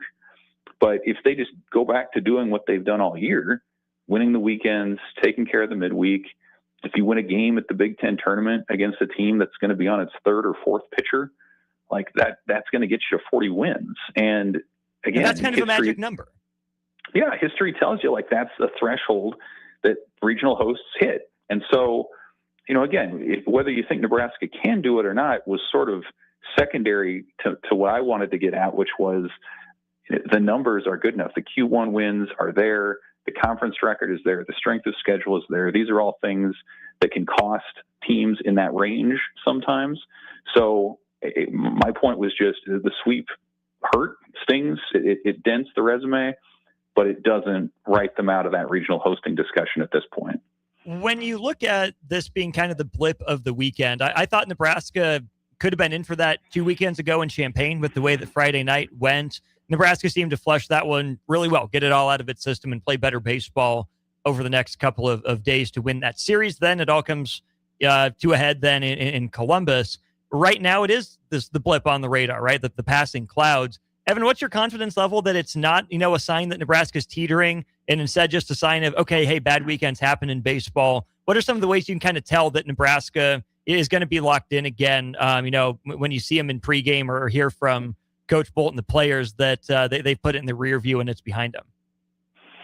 Well, they've been really good at doing it all year. I think that's where you have to start, Austin, is it's just the sample size of the season at this point. You're well beyond, you've played 50 plus games at this point, and you've seen it time and again where, hey, they lose on Friday, they're going to find a way to come back and win the next two, or they have a tough midweek against Kansas and they bounce back to win a series, or they overcome short pitching starts to find a way. And so, I think it's that. I think it's their performances at Haymarket Park to this point. And you still have one loss at Haymarket Park, and you're into your senior weekend, last regular season home series of the year. So they've been outstanding at home. And so I don't know that there's a lot of evidence that would say that won't continue unless, you just kind of have emotional baggage from it being Iowa and seeing what happened in other sports, or thinking maybe there's going to be some kind of hangover from Columbus. So, I just think they've proven who they are over a long enough period of time that you give them the benefit of the doubt. Now, again, you're going to have to go out and earn it. And Iowa's the best defensive team in the league, and they're hitting well. And I think they've won 11 of their last 14 at this point. So this is no rollover by any means. But when that crowd shows up and Nebraska locks in, especially at home, like they've been really good all year. And until they're not, like I just expect that's going to be the case with this team and this group of senior leaders. Well, as long as Bennett Sturts and Cooper Koch ain't walking through those doors, I think Nebraska baseball is certainly going to be fine. You mentioned success over the long run, Evan, and Nick Sainer and I were talking about this a little bit over the last couple of days. Looking at this program right now under Will Bolt and comparing it to where it was under Darren Erstad, if or when Nebraska gets to 40 wins on the season, which I still think is more likely than not, Will Bolt will have won 40 games twice in fewer years, one fewer year than Darren Erstad had in his time at Nebraska. With Nebraska barreling toward a regional appearance of some sort, whether hosting or not, Will Bolt would have made 4 regionals in the last 6 years. And that's what Darren Erstad did at the end of his tenure, going regional miss, back-to-back regionals miss, and then making a regional his final year. For Bolt, it would be 3 in a row with, at least 2 Big Ten tournament crowns and counting. Where is this program nationally in terms of its spot in the Big Ten under Will Bolt as compared to where it was the last handful of years under Darren Erstad? Yeah, I think in the Big Ten, the standings probably reflect the pecking order pretty well. UCLA is obviously doing what it's doing. Oregon puts a decent amount into baseball. USC's got more history than anyone in the country. So I think you'd put them, maybe a half tier below some of those schools at this point, just based on support and tradition and facilities and those things. With Nebraska baseball, I always think back to the fact that they remain a top 10 attendance program every year. So they draw better than half the SEC and pretty much everybody else in college baseball. So the external support is there. And now you look at the renovations that are coming to the clubhouse, which really hasn't been touched since Haymarket Park opened in 2002. I think some more long-term player development type stuff coming down the line. So there's investments coming, and they're starting to catch up on scholarships too. I think they're operating in the mid-teens this year, and that's going to go up the next 2 years. So at this moment, they're actually at a disadvantage to a lot of other power league teams that maybe have more scholarships right now. So they're catching up in that regard. So I do think where they are now, it will continue to trend up in the next couple of years. And the more that you show that you can win with what you have, the more you're still able to draw recruits and these things. So the recruiting conversation is not what it is in football, where you're talking about $40 million roster, or even really what you're seeing in men's basketball. It's still in college baseball largely about scholarship amount, and Nebraska is going to be as competitive as anybody there. And the NIL piece, outside of a handful of SEC schools, Nebraska is really not at much of a disadvantage there either. So I think the future is bright, just in terms of the resources the program has around it. And you're going to inspire confidence when you're winning with a little bit less, which is what I think Nebraska baseball's done in some recent years when they've been making these regionals too. It's been on the backs of some JUCO guys, and Nebraska dips down there again. Before we let you go, Evan, Ashton Nance on the mound and Dylan Myro in the field. What's Nebraska getting in those 2 JUCO signings? Yeah, it continues a trend of heavy junior college recruiting for Nebraska, and that's sort of been its cheat code a little bit in some of its success. Is you're going to find some high schoolers, you're going to find some portal guys, but just with the connections that these staffs have, or this staff has with other junior college teams, they're really going to hit that level hard. And in a guy like Nance, just based on what he's done at Johnson County, which has had an unbelievable season to this point, he's been their best starter, sub-3 ERA, bunch of different pitches. That's someone kind of reminds you a little bit maybe of Brett Sears and his profile coming to Nebraska. Obviously, he'd have to continue on with that, but Nance, he turned down some high level interest elsewhere to lock in with Nebraska. So that was, I think, notable, and that'll be a name to watch for the rotation next year. And then, Myro is an interesting one too. He comes from Midland College in Texas, and he may well be Nebraska's starting shortstop next year. You look at him getting on base at north of a 500 clip still. He has speed, a little bit of pop. His dad was a major leaguer for a short time, and just kind of one of those spark plugs in personality and production. So he takes after a high school coach of his or something. Yeah, very much like Jackson Hallmark a little bit there. So I think it kind of gets lost a little bit because the season's at its stretch run. But I think based on what those 2 guys have done to this point, they could be major pieces of Nebraska, which is for Nebraska in 27 when it reloads at a bunch of different spots. Covering that stretch run for the Omaha World Herald, discussing it here on Old School Wednesdays at 4:30. It is Evan Bland of the Omaha World Herald. Evan, as always, appreciate your time. Appreciate your insight. Have a great rest of your week. Enjoy the weather if you can. Sounds great. Thanks, Austin. See ya. Evan Bland, Omaha World Herald's very finest, joining us on our Aloe Fiber VIP line. Aloe Fiber is where they understand the importance of exceptional service with local heart. We'll take our final break of hour 2. Tristan Gomez will be in with me For hour 3, we'll talk about an article that USA Today wrote regarding Nebraska football. And we'll talk some Major League Baseball injuries. Another big one today. What does the future hold for Carlos Correa? And so much more. All still to come in the final 75 minutes or so of Old School. You're listening to Old School with Jay Foreman and Austin Orman. Download the mobile app and listen wherever you are on 93.7 The Ticket and theticketfm.com. Rico here with HIS Auto Care at 70th and Van Dorn, letting you know HIS is a great place to bring your vehicle for service. With superior service bumper to bumper, we'll treat your vehicle like it's your mother's. Doesn't get any better than that. So call 402-488-8934 and HIS Auto will make you glad you did. 5% off, mention this ad, and for sure your mother will be proud you called. 402-488-8934, HIS Auto Care, 70th and Van Dorn. God bless you. Are you looking for an exciting new way to put your skills to work? Explore new career options in the fintech industry at Currency, a Sandhills Global company. We offer full-time positions in financial sales, compliance, operations, and other fields. We also offer a 4.5-day work week, an attractive benefits package, and opportunities for advancement. Put your motivation to work and grow with us at Currency. Visit gocurrency.com/careers to learn more. Green's Furnace and Plumbing has been servicing the southeast Nebraska area since 1921, specializing in HVAC systems, bathroom remodels, duct cleaning, backflow testing, and so much more. With a network of trained technicians ready to assist you, Green's Furnace and Plumbing is your source for dedicated commercial HVAC service for your business, building, or even your home, so it can run without all those unwanted interruptions. Learn more by visiting their website at callgreens.com or give them a call at 402-467-4444 today. At Schwezo Construction, safety isn't just a policy, it's a promise. Build with us.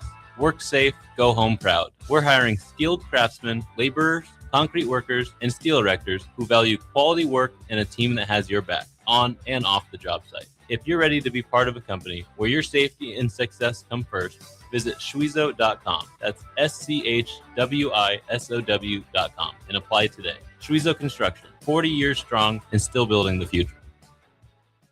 We have 2 boys, so we needed more space. We lived in a townhouse, so we decided to build. Casey Bowman and her husband Joe built their first home with us. This is Bob Benish of Aspen Builders. Working with the Bowmans was fantastic. And after the first meeting, we really liked them as people. I was really skeptical about the whole building process, more so than Joe was. But they explained everything before it happened. If there were problems or issues along the way, they called and explained everything. They just really helped ease my mind. They were really good about giving us options as far as what fit in the budget, what didn't fit in the budget. They have a designer, Rachel. She was amazing. She was very helpful in making sure that our house turned out good. I wouldn't change anything. I wouldn't change the lot. I wouldn't change colors. I love everything about it. Everything. It's perfect for us. Make your dream home a reality and call Aspen Builders at 423-6811. Online at aspenbuildersinc.com. Your home is waiting at Aspen Builders. May is National Electrical Safety Month. LES is here to help you stay safe around electricity with simple, practical tips. Learn how to protect yourself, your home, and your loved ones at les.com/safety. Love local wine, craft beer, cider, or spirits, or looking for a great non-alcoholic option? Then raise a glass at SIP Nebraska's 13th Anniversary Spring Festival, May 8th and 9th at Mahoney State Park. There's truly something for everyone with unlimited tastings, live music, great food, and unique experiences like skydiving demos, buzzed bingo, goat yoga, and fun lawn games. Plus, explore local artisans and take your favorites home. Make a weekend of it. Lodging is available right at the park. Grab your ticket package now at sipnebraska.com. At Cedars, we're here to make sure the kids have the safety and stability that every child deserves, where they're protected and where they feel safe. You make this possible. Today, more than ever, we need your support to be here for kids who have nowhere else to call home. Now through May 28th, make a big impact through Give to Lincoln. Give to Cedars now at givetolincoln.com. If you're seeking a career with a growing company, Gaina Trucking and Excavating is hiring and looking for additions to their team. Gaina Trucking has a strong team culture, competitive pay, 401ks, and benefits like health, dental, and vision. Drivers are guaranteed 40 hours per week, even in the winter months, and are home every night. Start your career today at Gaina Trucking and Excavating. Apply today at GainaTrucking.com. Back to Old School with Foreman and Orman on 93.7 The Ticket.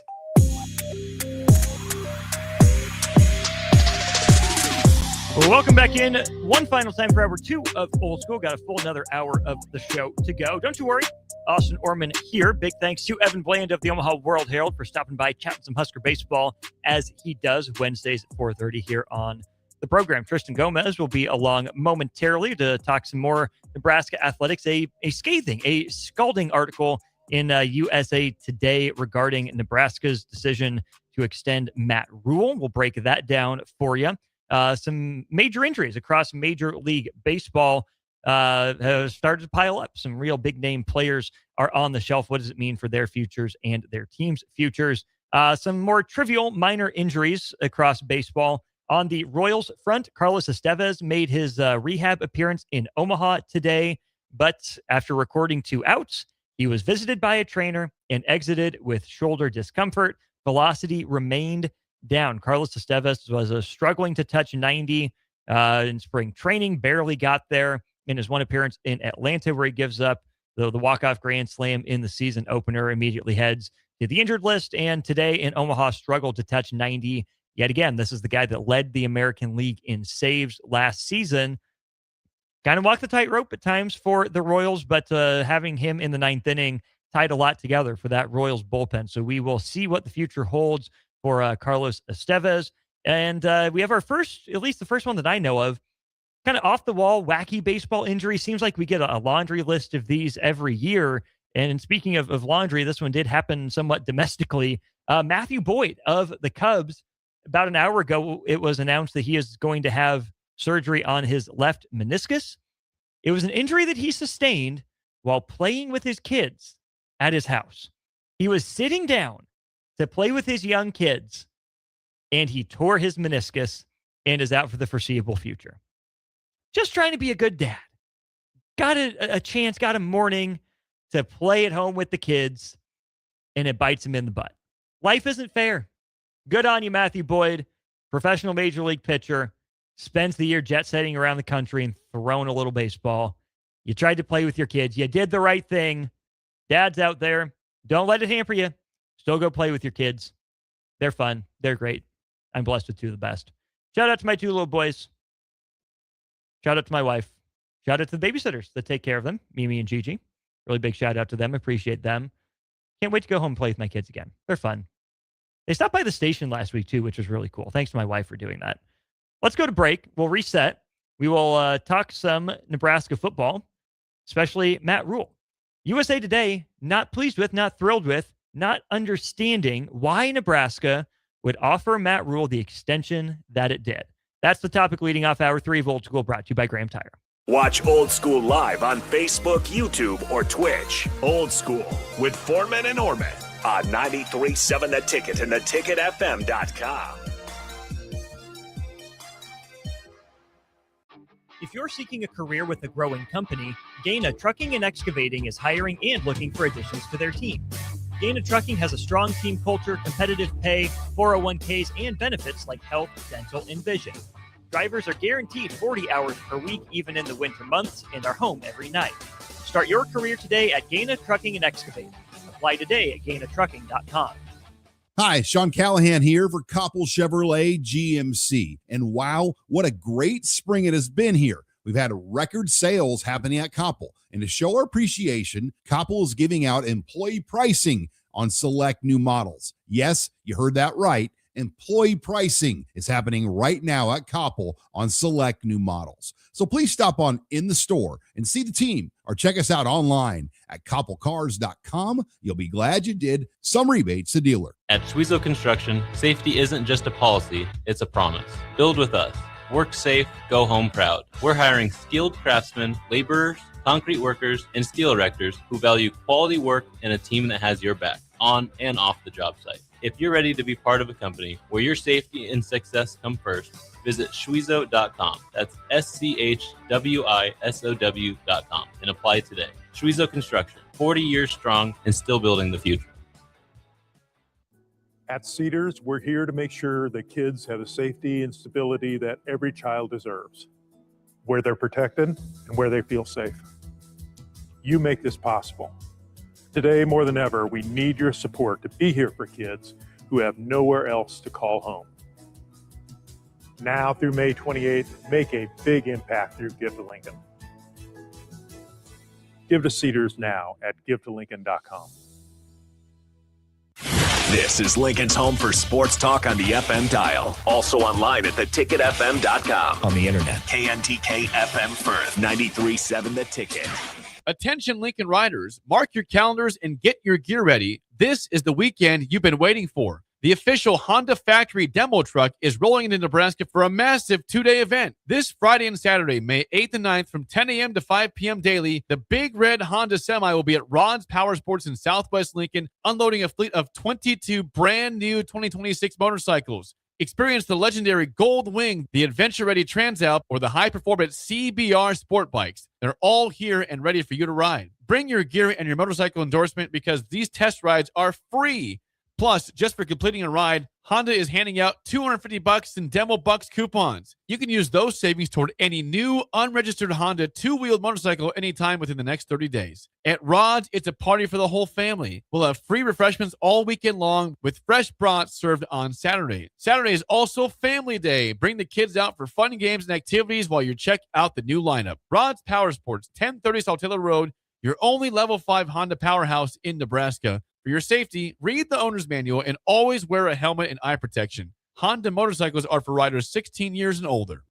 Are you craving the ultimate game day experience? Red Zone Sports Bar and Grill has your front row seat. Dive into delicious wings, juicy burgers, and frosty drinks, all served up with TVs covering every inch of the walls so you'll never miss a play. Stop in for their incredible daily specials like $3 tall boys on Mondays, 5 wings for less than $6 on Wednesdays, and $20 beer buckets on Fridays. Red Zone Sports Bar and Grill right by the Lincoln Airport at 3111 Northwest 12th Street. Are you looking for an exciting new way to put your skills to work? Explore new career options in the fintech industry at Currency, a Sandhills global company. We offer full-time positions in financial sales, compliance, operations, and other fields. We also offer a 4.5-day work week, an attractive benefits package, and opportunities for advancement. Put your motivation to work and grow with us at Currency. Visit gocurrency.com/careers to learn more. Love local wine, craft beer, cider, or spirits, or looking for a great non-alcoholic option? Then raise a glass at SIP Nebraska's 13th Anniversary Spring Festival, May 8th and 9th at Mahoney State Park. There's truly something for everyone with unlimited tastings, live music, great food, and unique experiences like skydiving demos, buzzed bingo, goat yoga, and fun lawn games. Plus, explore local artisans and take your favorites home. Make a weekend of it. Lodging is available right at the park. Grab your ticket package now at sipnebraska.com. Want to make the easy call? Call John Henry's. From leaky pipes to a broken AC, flickering lights to furnace fights, even drains and duct cleaning, we've got it handled. Plumbing, heating, air, and electrical, all under one trusted roof. Proudly serving homes across Lincoln, Omaha, and surrounding areas and ready 24/7. Visit calljh.com or call John Henry's. 435-5555. John Henry's Plumbing, Heating and Air. And electrical. Coming at you live from the heart of downtown Lincoln. This is Old School with Foreman and Orman. Nebraska Football Hall of Famer Jay Foreman. Here's Coy Detmer dropping straight back in the pocket. Rifles a pass. It was tipped. It's picked off by Foreman. He's at the 15, 10, 5. He'll score! Foreman got it, and it's touchdown Huskers. Black shirts answer the call one more time. And Austin Orman. Old School with Foreman and Orman is sponsored by Graham Tire Company of Lincoln. Your tire store next door with 4 Lincoln locations. Old School with Foreman and Orman on 93.7 The Ticket and theticketfm.com. Yes, indeed. Welcome in hour 3 of Old School on a Wednesday. Austin Foreman still along for the ride with you. Hope your drive home from work is going smoothly. Watch out for construction. Be cautious. Be a defensive driver. I know you want to get home. But it's okay. Sit in the car, listen to more Old School. It'll be great. It'll be worth it. I promise.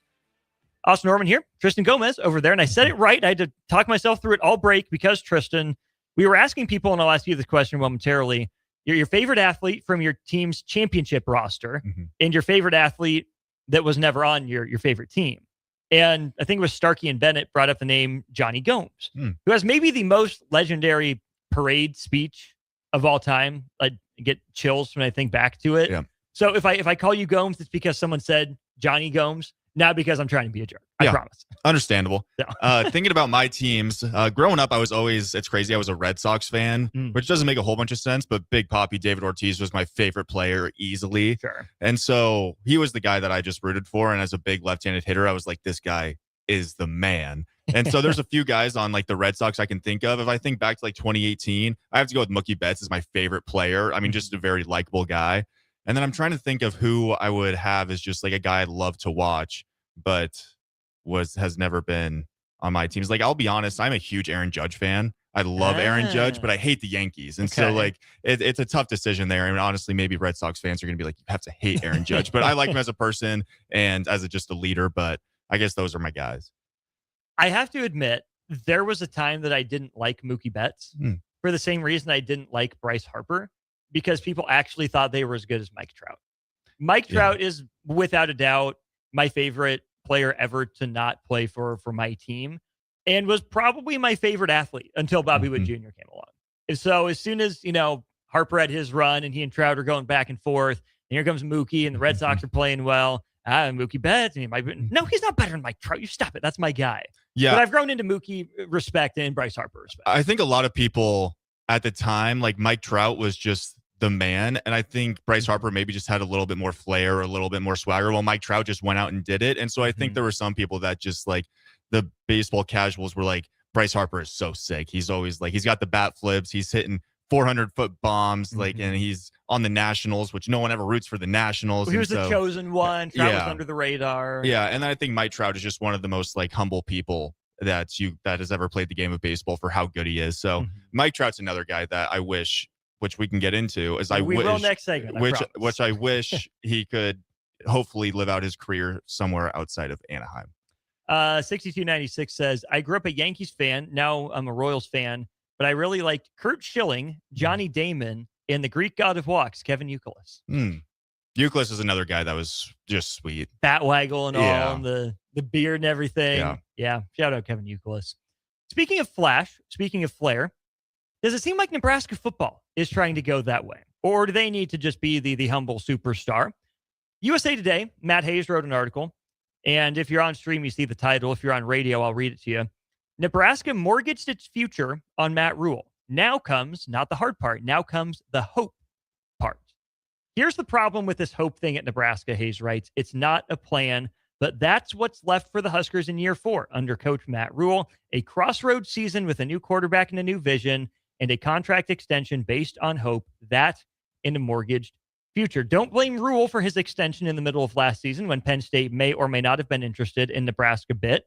A deal that extended him 2 years, but mortgaged more money in the long run by guaranteeing 90% of his salary through 2032. If you want to blame someone, blame Nebraska wiggling with a giant hook in its mouth.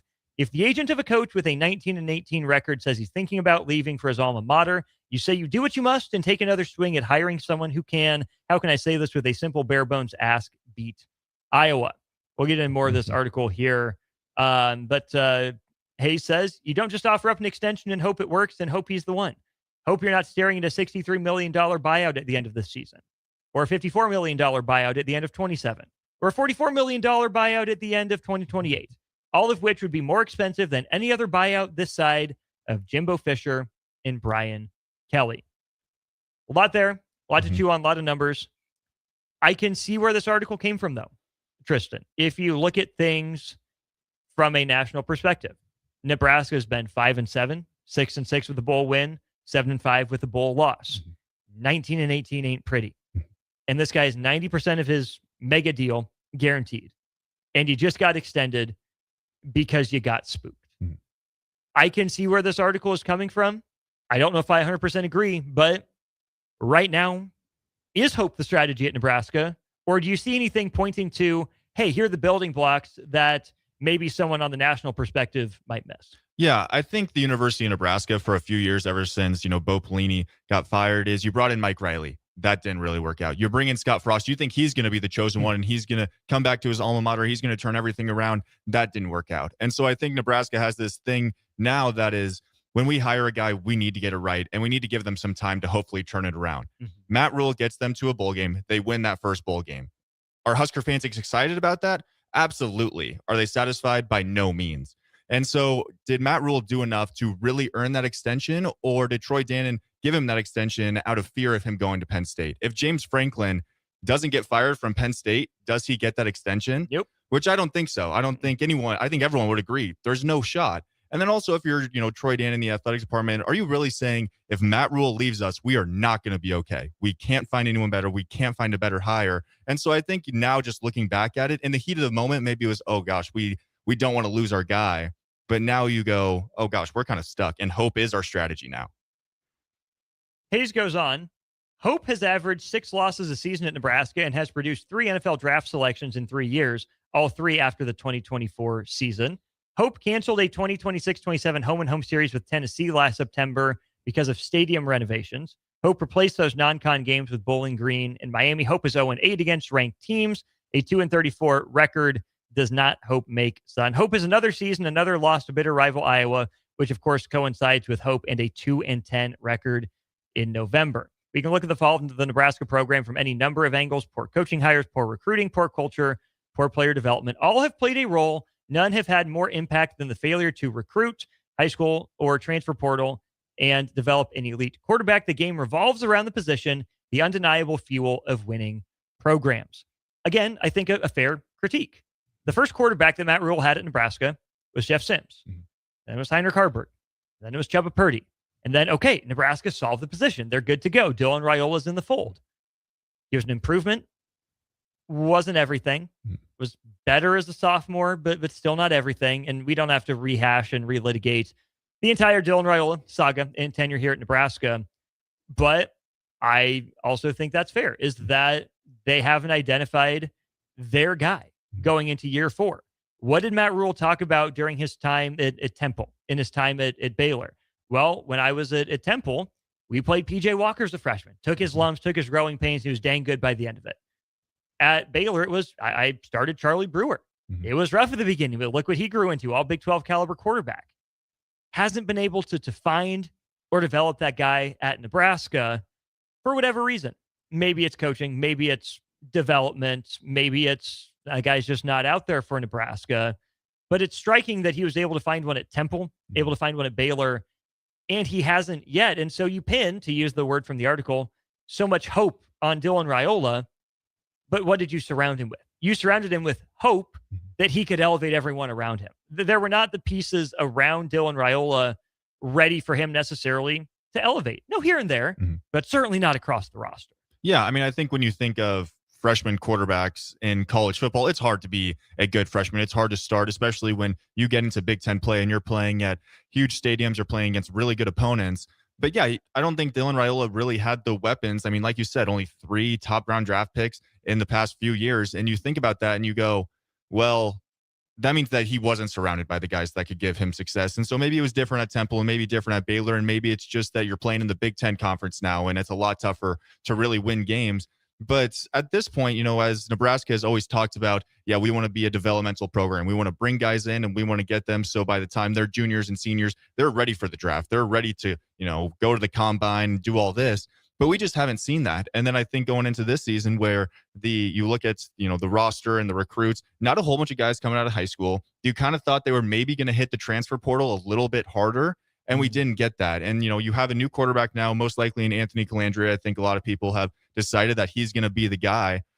But even then, there's still a lot of unknown when it comes to him. How is Nebraska going to develop him? How is he going to fit into the system? And so a lot of it is hope we went into the portal. We thought Kenny Minchie was going to be our guy. He's not. Now we have a guy that does have quite a bit of experience, but he doesn't have experience playing in the Big Ten where we've seen quarterbacks struggle every single season, it feels like, for Nebraska. Dylan Raiola being the exception, who still, had his games last year where things just did not go his way. And so you're curious with Dana Holgorsen and Matt Rule is what's going to be different this year. because you can't just hope. So what is going to be the different scheme in practice? What's going to help Anthony Calandria be better in games, perform better, limit the turnovers and all that? And so obviously we're going to have to wait to see that. But it is worrisome that there hasn't been a whole bunch of action. There hasn't been a whole bunch of results that can back up that this is going to happen. Which is where I think I want to turn this conversation to another program in Nebraska basketball. I know they're not the same sport. I know they're not the same situation. History works for and against both those programs in vastly different ways. Fred Hoiberg had a pretty atrocious first 3 years. Matt Rule's first 3 years were nowhere near as bad, record-wise, win percentage-wise, as Fred Hoiberg's were. It took Fred Hoiberg 4 years to get to 500. And at that point, all you're selling is hope. Well, look at his pedigree. Well, it's got to work at some point. Well, it's Fred Hoiberg. I mean, it's going to work at some point, doesn't it? We weren't necessarily convinced of that after 2 years, after 3 years, and even after 4 years. But Fred Hoiberg changed what he was doing. There was a noticeable shift in what recruiting looked like, in what development looked like. Maybe Matt Rule thinks he has the right guys in the building. He's maintained that from the beginning in a lot of cases, whether it's coaches or players. But maybe Matt Rule does need that philosophy shift. It's not too late, but it's getting late early at this point, given that you're in position to break the bowl drought in year one, and you go 0 for November with some manageable games. Then the next year, it took you till the second to last week of the regular season to get bowl eligible, despite sitting on 5 wins again. Then this last year, you get to 7 wins, and then you completely flop at the end of the season, and it doesn't feel good. There's something to be said for staying the course, for trusting the track record that Matt Rule has in program building, in recruiting, and in development. This is the art versus the science of it, I think, for Troy Dannon. And Rubber Duck from LinkedIn says, were there other forces pushing Troy Dannon to make the move to extend Matt Rule last year? Maybe, maybe not. I don't know what other forces you could be talking about. I think that the Penn State one is certainly the obvious force that could have been pushing him. Was there a booster or a donor or a region that really likes Matt Rule and says, hey, you got to lock this guy down. You got to make sure he doesn't go anywhere. If so, why were those the terms that you agreed to? But that's way above my pay grade. But we haven't necessarily seen that philosophical shift take root under under Matt Rule the way we did Fred Hoiberg. You saw a different Nebraska football team Nebraska basketball team in year 4 under Fred Hoiberg. They start the year off really strong, in position to make a run at the tournament. Vandemel and Gary go down. This needs to be the year, I think, Tristan, where Husker football fans see some signs of, okay, this looks different. Matt Rule's taken one non-dual threat quarterback. It was the 5-star that, I don't know if it so much fell into his lap as was thrown at his lap and said, here, go make it work. And it didn't. I think Matt Rule prefers a dual threat quarterback. It seems like Calandria's personality fits better with the offensive coordinator, and play style do as well, which could be a promising step in the right direction. But you're still left with, can those positions, specifically head coach, OC, and the quarterback position, elevate the rest of the talent on the offensive side of the ball? Right now, all you have to hang your hat on is hope. We don't have evidence that it will work, because we have evidence that it hasn't worked so far. Yeah, and I think when you think of any teams in all of sports, obviously Nebraska started out the season playing pretty good football last year. You beat Cincinnati down at Arrowhead, and that's a great start to the year. Cincinnati goes on to have a pretty solid season, and so you're watching them play and go, yeah, we beat a pretty good team. And then you win the rest of the non-con games, you get into Big Ten, you win a few, and you're feeling pretty good about yourself. But in all sports, it feels like you want to be playing your best game towards the end of the season. And for many years for Nebraska, we haven't gotten that. And I think that's where you really see the culture. That's where you really see, their performance and the growth, not only is the team in the whole, but just players. And I feel like for so long, we haven't really seen that out of Nebraska. And, you can say, yeah, November has been really hard on Nebraska. And then the bowl game was another blowout, and that's super tough. But that's what the team is. That's, what the product on the field is, especially at a point in the season where you think things should be getting a lot better. And I know it's tough when you have TJ Lateef go out there and he's a freshman quarterback, and that's got to be hard when you're playing a Penn State and an Iowa and you're playing in a bowl game. But there's still no excuse for just what, the action and the results on the field have been. Is he wearing a suit and a baseball hat? he was wearing a suit for the baseball. Sorry. Okay. No, go ahead. But I think, it's just interesting that, things haven't progressively gotten better. And I'm curious when it comes to Anthony Calandria is just what kind of situations are they going to put him in to have success? And then also we've gone over the schedule. You've looked at the schedule. It's not super favorable for Nebraska. Yep. And so I'm not sure if you can expect, you're going to be playing a whole bunch of ranked opponents. We've seen in the past that ranked opponents have been Nebraska's kryptonite. So even if those games aren't wins, are they competitive at least? Because looking at the tough teams that Nebraska played last year, it was not very competitive. And we are right back to where we started with Scott Frost in 2021. We have come full circle. We did it 5 years later. Here we are. I'm not saying you're wrong. It's just funny to see the cycle of things. Let's flip us over to the defense as well. And again, to use the Nebraska basketball comparison may or may not be fair. And if it's not fair, please let us know, 402-464-5685. I don't necessarily see a defensive game changer for Nebraska. Andrew Marshall's good. Is he elite? Is he all Big Ten level? We'll see. Williams Maneri, what's left in the tank? Is there another step forward in him? The reason I bring up the Nebraska basketball defense here, Tristan, is because I think it could just be a solid unit. It needs to be just solid, probably greater than the sum of its parts, or it's got to have at least one DB, at least one linebacker, and someone alongside Winery step up along the defensive line, because right now you don't really have anything to hang your hat on. You're going to be going to Rob Orich, whose style at San Diego State was stout, fundamentally sound, nothing too flashy. Well, Nebraska struggled with the little things. So maybe it's the right hire at the right time to get a guy that doesn't expect to call anything too crazy exotic, right? Who's just going to have his guys in the right spot at the right time. We've asked for that. We've asked Nebraska to show us that for years. Now, just hit the right gap. Just wrap up on contact. You guys can do it. There's no way it needs to look this hard. New guy in charge in Rob Orich. Bunch of guys in the transfer portal. Not saying it's impossible, but we just don't have the evidence at Nebraska. So even for the defense, it's, well, we hope that they take to the system. And we hope that these guys are hand-in-glove fits. And we hope that the transfers from San Diego State can fit in and teach the other guys on the roster, because there's not a guy on offense and there's not a guy on defense that you can hang your hat on and say, hey, this guy's going to get his and make everyone around him better, no doubt.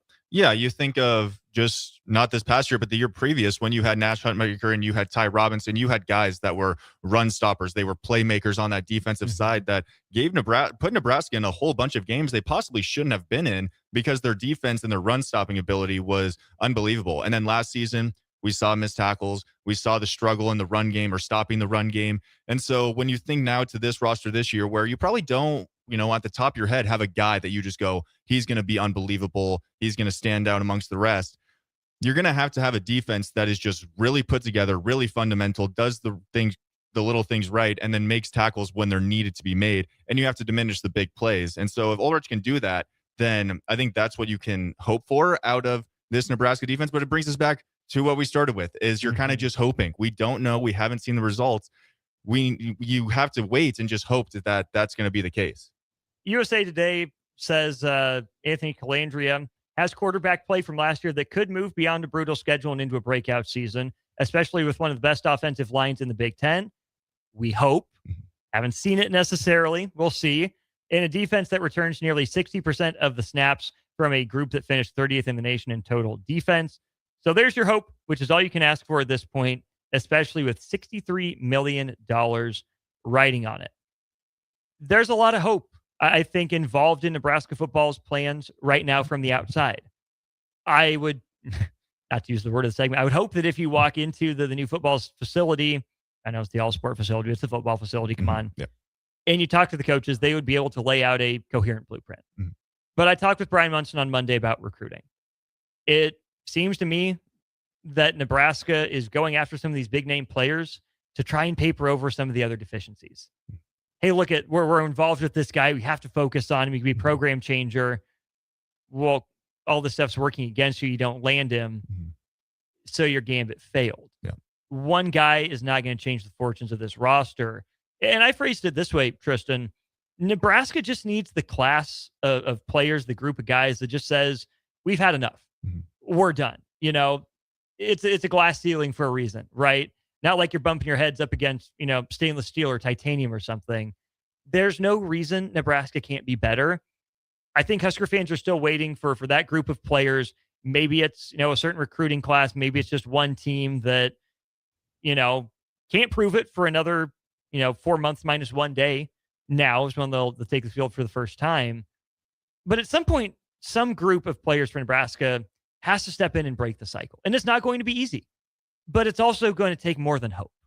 Yeah, in this day and age of college football and just college athletics, it's going to be tough to have a freshman recruiting class that's going to come in and just make an immediate impact. And so in my thought, I mean, you can compare any coach to Kurt Cignetti now and just think of what he did, but he brought guys from James Madison where he came from. But along with that, he got a whole bunch of, guys that were transfers that were just gamers, guys that already had the results in. Even if they were at smaller schools, they were leaders. They were guys that had success on the football field. And so for Nebraska, I don't think it's so much about we have to go get this, huge target out of the transfer portal. I think you can look at some mid-major programs and go, who's a guy that has been absolutely dominant and has shown good leadership and is a guy that is going to fit our culture? Because I think that's the recruiting. That's the type of players that you need if you really want to turn things around. It's going to be tough for a freshman class or even a sophomore class to really make a huge difference. And you think about it when it comes to coaching in general. I mean, you look at Florida, who just hired John Sunroll from Tulane. And then you look at Auburn, who just hired Alex Golish from USF. Florida. Yeah. And so you think of those as, you can go from being really good. I mean, then obviously Kurt Cignetti goes from James Madison to Indiana.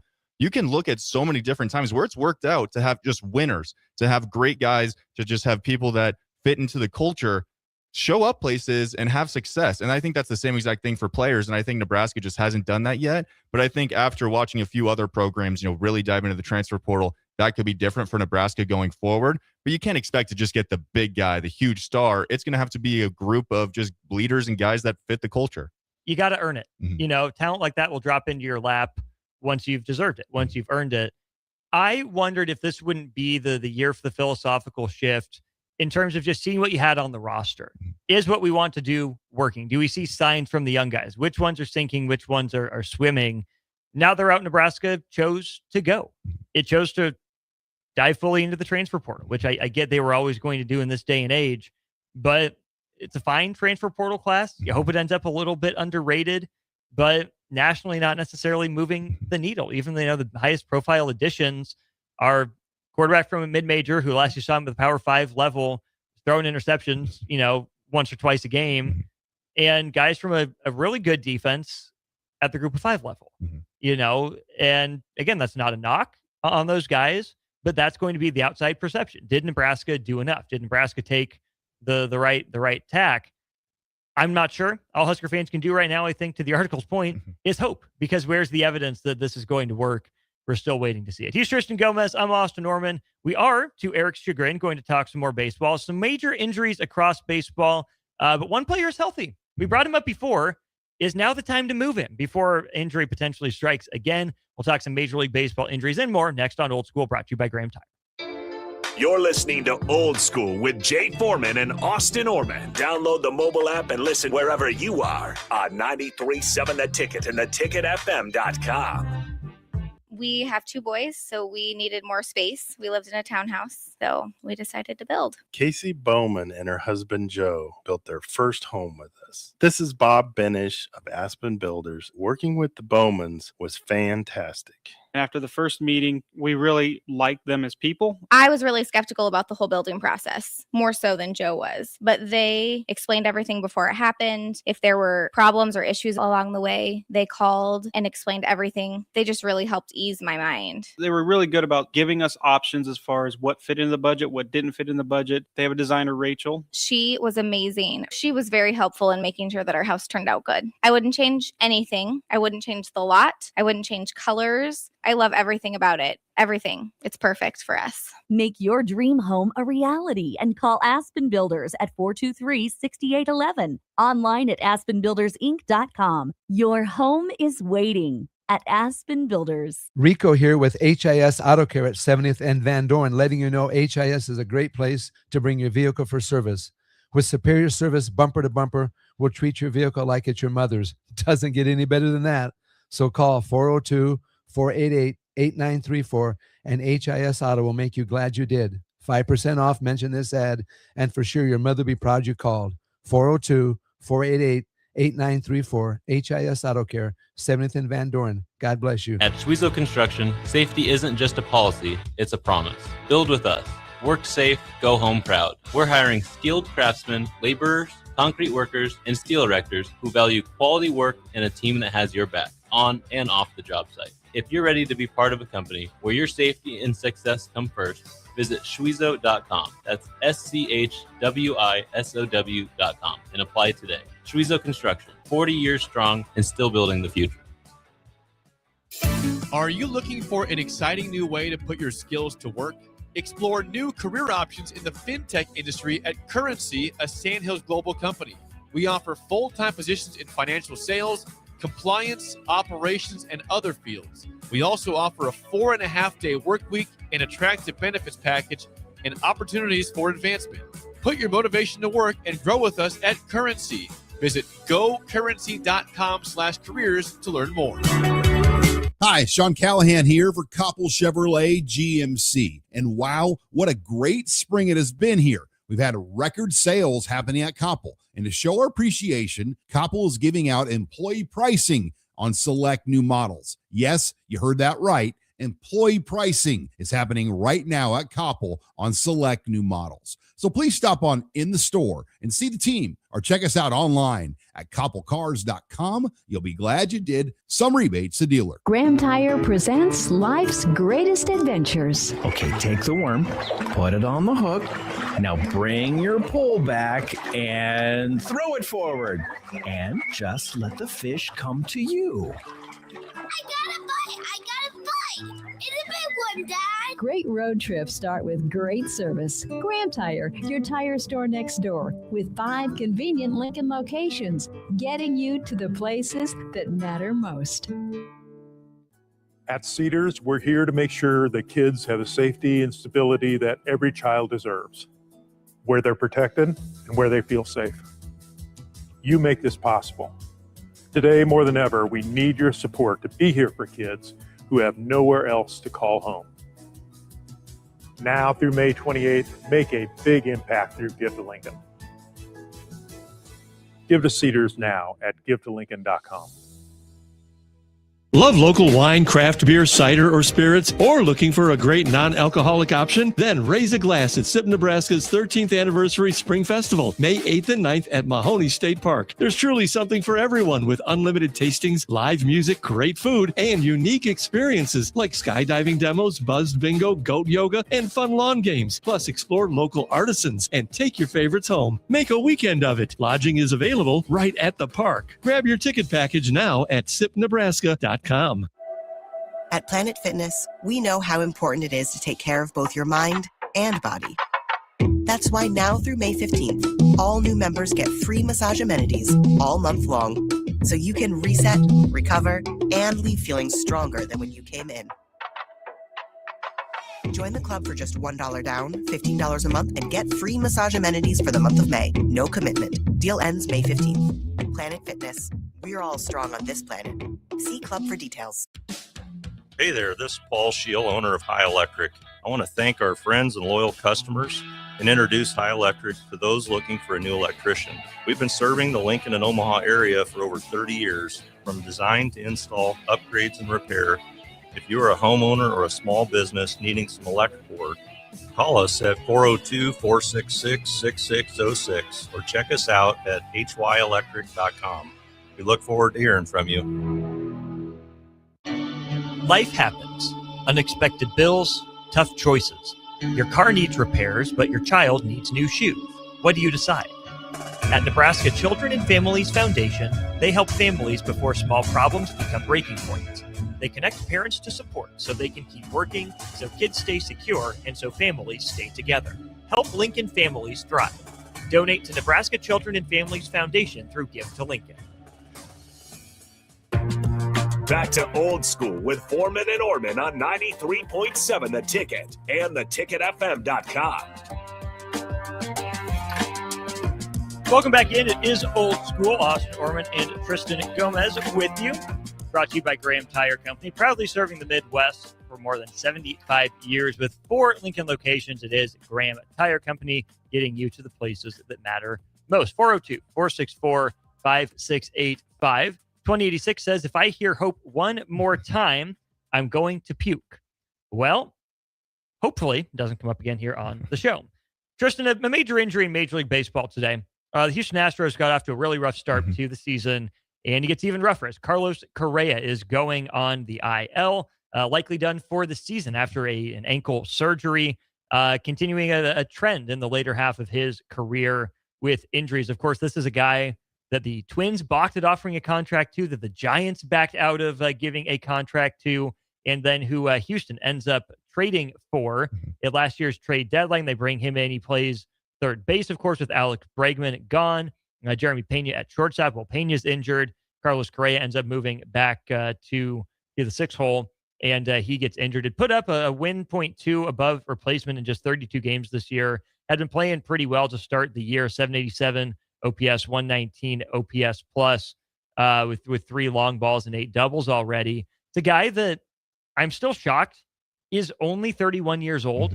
Seems like he would have been pushing his mid-30s by now, but the injuries have really added up for Carlos Correa, where 2019 he only plays 75 games, does end up playing 58 out of 60 games in the regular season for Houston in the COVID year. Was pretty healthy, 148, 136, 135, missed a bunch of 2024, only played 86 games, and then in 2025 was limited to 93 games across, or sorry, that would be, it was 144 and 25, 93 for Minnesota, and 51 for Houston. But always seems like there's some nagging stuff with Carlos Correa, some potential long-term stuff lingering in the background. He lands on the IL with the ankle surgery again today. How much baseball is left for Carlos Correa, given that it'll be 32 next year? Yeah, I mean, I think it's worrisome, especially because it was just during BP where he was just swinging, heard a pop in his ankle, couldn't even put any pressure on it, said this doesn't feel right, and then you find out that he's out for the rest of the season. And it's unfortunate because, I mean, he was a guy that was on, with the Astros during that scandal. But outside of that, he was a guy that's just been extremely consistent when he has been healthy. And then he goes to the Twins, has some okay years. But I thought, when he gets back to Houston, which he's been playing well, decently so far, had the opportunity to go back and play shortstop with Jeremy Pena on the IL. But it is unfortunate, especially when a guy of his caliber, but then at his age, is how much longer can you go through a whole year of rehab where hopefully you'll be back by the 2027 season, but there's still a lot of issues that are happening and you just can't be super confident in it. And if you're the Astros, you're kind of at a point where you go, we can't bank on this, on Carlos Correa, just being our guy, especially, in an infield where there have been a few other injuries, is we might have to go younger with this and figure out who's really going to set us up for the future.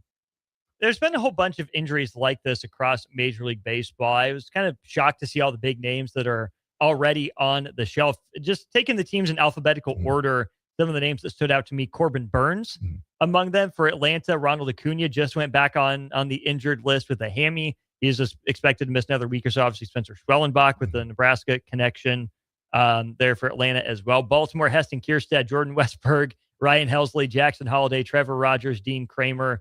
Whole bunch going on in Baltimore. Boston, you see Patrick Sandoval, Ranger Suarez, Garrett Crochet, all on the injured list. On the pitching side of things, Cutter Crawford, who pitched pretty well at times last year as well. The Cubs' whole pitching staff, it seems to be on the IL, including Matthew Boyd, who tore his meniscus playing with his kids earlier today, which is just a dang shame. The team, though, that I think really stands out to a lot of people when you look at the injury situation, though, is Detroit. Gleyber Torres on the IL. Tarek Skubal on the IL. Reliever Will Vest, who was really good last year, on the IL. Justin Verlander, well, he's 43. He's just old, but okay, on the IL. Javier Baez, Casey Mize, Parker Meadows, Trey Sweeney, Jackson Jobe, Reese Olson, all on the shelf. For Detroit, who until yesterday led the American League Central, now they're in like a 17-way tie in the 5-team division in the AL Mid. That's a bunch of injuries for a team that looked like the class of the AL at times last year, really faded hard in late August into September, and now is without one of the 2 best pitchers on the planet, Tarek Skubal, till the All-Star break. Yeah, I mean, I think when you look at the Tigers, it's so unfortunate for them because last year they were a team that was playing really well, especially into the postseason where you take it to a Game 7 against the Mariners, and you feel pretty confident with all the guys they were bringing back, although there was all the drama with Tarek Skubal. He's still back, and so you're bringing back quite a roster But I mean, same thing. You have a few older guys that are on there when you think of Javier Baez, and then obviously Tarek Skubal. And for Skubal, it's a huge question mark because he's going into his free agency. And so I think that, creates even more question marks for the Tigers and all of these guys who are kind of coming to the end of their contracts. And so for the Tigers, it's all right. We have a whole bunch of guys that started out on our roster healthy that, gave us a great opportunity to make a run at this thing this year. And now a lot of those guys are injured. It's not looking too favorable. What do we do now? It's early in the season, but when you don't have school back until the All-Star break, there's a lot of question marks. That's a guy there in Tarek Skubal who understandably did not agree to a contract. What Detroit did to him was absolutely criminal. Kurt Flood didn't sacrifice his career for Tarek Skubal to be lowballed the way he was by the Detroit Tigers. But he had to turn those contracts down. And now Detroit can't even trade it, which they weren't necessarily going to do, which is just horrendous management by Detroit. If you're not going to sign one of the best pitchers in baseball, probably the best pitcher in the American League, to a contract, then you got to be looking to trade him. And now you can't because he's injured and now till the All-Star break, if not beyond. Colossal mismanagement on Detroit's part, and I love it. I'm here for every last second of it. Crowbait says, again, can't get enough baseball talk. Thank you. Welcome back here, Crowbait, to the baseball conversation. Appreciate you being along. Name that came up before, though, Tristan, is not on the injured list. Guy that I mentioned, guy that Bubba said has been talks of being in a trade potentially to the Yankees, which Bubba's a Yankees fan who's also tried to trade for Bobby Witt Jr. about 17 million times. So, Bubba, I'm going to take what you say with a grain of salt. But that's my guy, Mike Trout. Right now, a 180 OPS plus, OPSing an even 1,000 on the year, 977 for his career, gone deep 11 times in 126 at-bats, putting up 2.2 wins above replacement, which is a pretty notable figure because he put up a win and a half in 130 games last year, 2.9 in 82 games in 2023.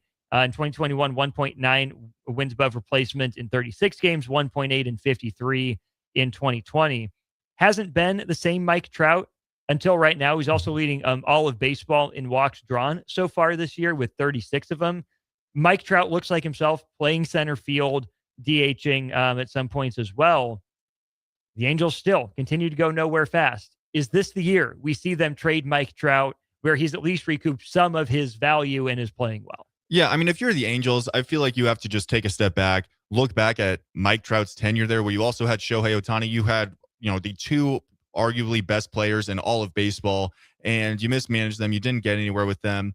I think at this point you can say, yeah, we're going to keep Mike Trout because he's getting back to being the best player in baseball. But how long is that going to last? And then you've also spent so many seasons where he has been injured. Well, he hasn't been able to produce, and there's so much money that you've invested into him that's not showing up on the field. And now you have him, and he's playing at an unbelievable rate. And there's plenty of teams that would give plenty of prospects, plenty of guys for Mike Trout. And so if you're the Angels, I think you have to look at your roster and just go, yeah, I mean, with Mike Trout on here, does he make us better? 100%. Does he get over the hump to make the playoffs or, make a World Series? Absolutely not. And so I think it would be beneficial for the Angels to go, yeah, I mean, Mike, we have loved you in Anaheim for as long as you've been here, but we're gonna make the trade. And if you're Mike Trout, throughout his tenure, I bet he's been hoping and itching to have a big playoff run, or we've never really seen him in the postseason like I think a lot of fans would like to. One time. Yeah.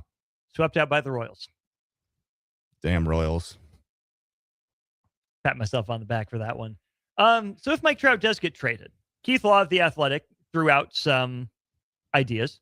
He says the most obvious trade partner is the Phillies, who need some help in the outfield corners. You could move Mike Trout from center to either corner. Obviously, Mike Trout being from the Atlantic Northeast up there, big Eagles fan. He also points out Dave Dombrowski, the GM, likes to acquire some big-name players, isn't afraid to try to trade prospects. Philly did just fire Rob Thompson, but pretty good roster, supposed to be contending. I could see them doing that one. I don't hate it.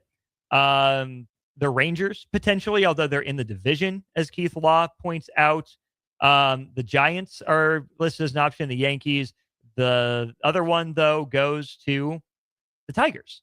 Not as much in terms of prospects, some that are right there on the doorstep. Not sure what the Angels would want. Obviously, the Tigers have their own outfield issues as well. Obviously, I'm going to want Mike Trout in Kansas City for personal selfish reasons. The Royals don't have the farm system or even major league personnel to be able to contend for a Mike Trout trade. It's just unfortunate that we get to this spot with superstars. You think about Dame Lillard at the end of his time in Portland, a little banged up, in and out of the lineup. Giannis Antetokounmpo, same way in Milwaukee. Those guys at least made the playoffs and tasted some level of success. Mike Trout should have been a career angel. They should have been so good with him at the core of contention. Free agents should have been flocking to them in the same way they were to the Dodgers. It didn't happen. In every generation, there's an all-star player like this. Most generations, there's a superstar player like this. And just always breaks your heart for those guys that through very little fault of their own, their body breaks down and there's just not been a successful team around them. And to their great credit and ultimately, maybe detriment to their legacy, they're too stubborn to want to be traded out. Yeah, and heaven forbid he gets injured again. But we are at a point where, as fans, like you said, is we get to watch Mike Trout dominate again and we get to see the Mike Trout that we saw when he started out as a rookie and has just continued to get better and better before the injuries hit. And you just think, yeah, we want to watch Mike Trout be successful. This is super exciting. But what do we really gain from watching him do it on the Angels still, where the Angels are still struggling for years and years? It seems like they just haven't had a pitching staff that can really back him up. They haven't had a bullpen, obviously, that has helped them. And yeah, just one playoff appearance. So if you're the Angels, you have to look back and say, yes, we have one of the best players in the world. We have an absolute superstar. As great as he is, he's not getting us to where we really want to go. As great as it is that he's on our team, on our roster, it's amazing. But he's not setting us up, for success in the future, because baseball is a game where you need so many different parts. And he's not even selling tickets. Yeah, I mean, the only reason you would pay to go to an Angels game is to watch Mike Trout. You're not watching the team as the whole. And so I think it would be super beneficial for the Angels, not only for, to say, hey, Mike, we appreciate everything you've done. We want you to go somewhere where you can be a contender, where you can, actually play in the postseason and have a memorable story or have something that fans go, yeah, you remember Mike Trout in that postseason game. And for the Angels, this could be a perfect moment that Mike Trout's back. He's having success. We can rebuild off of this. And if we don't, then we're just wasting time and wasting talent. Indeed, they are, as they've done in Los Angeles, far too much. Speaking of Los Angeles, though, the Dodgers suffer another blow today as Tyler Glasnow goes down in the second inning of that one. They're already without Blake Snell, Mookie Betts. Those guys were supposed to come off the IL yesterday. Tommy Edman has played a role for them. Edwin Diaz, big offseason acquisition on the shelf for them. Gavin Stone, a young starter. Kike Hernandez with an elbow issue as well. Bunch of injuries across the league. Christian Yelich out for Milwaukee. The Mets are without Ronnie Mauricio's played a role. Luis Robert, Kodai Senga, Jorge Polanco, Francisco Lindor.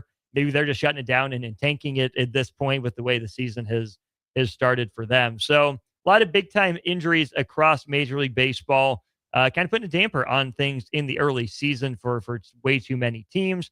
And once again, I reiterate my plea. Mike Trout, take a pay cut. Join the Kansas City Royals. Yeah. Mentor Bobby Witt. It'll be fantastic. He's Tristan Gomez. I'm Austin Norman. Short one to wrap up Old School after this. Watch Old School live on Facebook, YouTube, or Twitch. Old School with Foreman and Orman on 93.7 The Ticket and theticketfm.com. Life happens.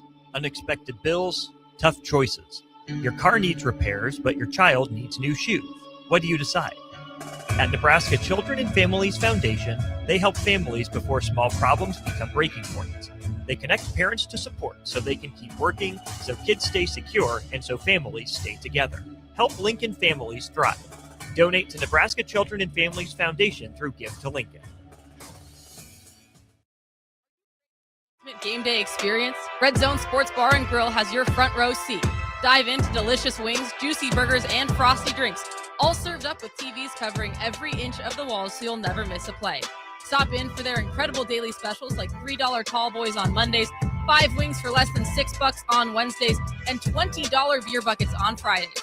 Red Zone Sports Bar and Grill right by the Lincoln Airport at 3111 Northwest 12th Street. Are you looking for a place to host company get-togethers, team meetings, or group events? Back 9 Golf in South Lincoln is the perfect place to host your gathering with private bays available to meet with clients while you swing the sticks and improve your game. Back 9 Golf offers traditional golf opportunities while also providing fun games and activities for non-traditional golfers on their top-of-the-line full swing simulators. Learn about their corporate memberships today and gather your favorite groups together at Back 9 Golf in South Lincoln, just off of 14th and Pine Lake Road. Want to make the easy call? Call John Henry's. From leaky pipes to a broken AC, flickering lights to furnace fights, even drains and duct cleaning, we've got it handled. Plumbing, heating, air, and electrical, all under one trusted roof. Proudly serving homes across Lincoln, Omaha, and surrounding areas, and ready 24/7. Visit calljh.com or call John Henry's.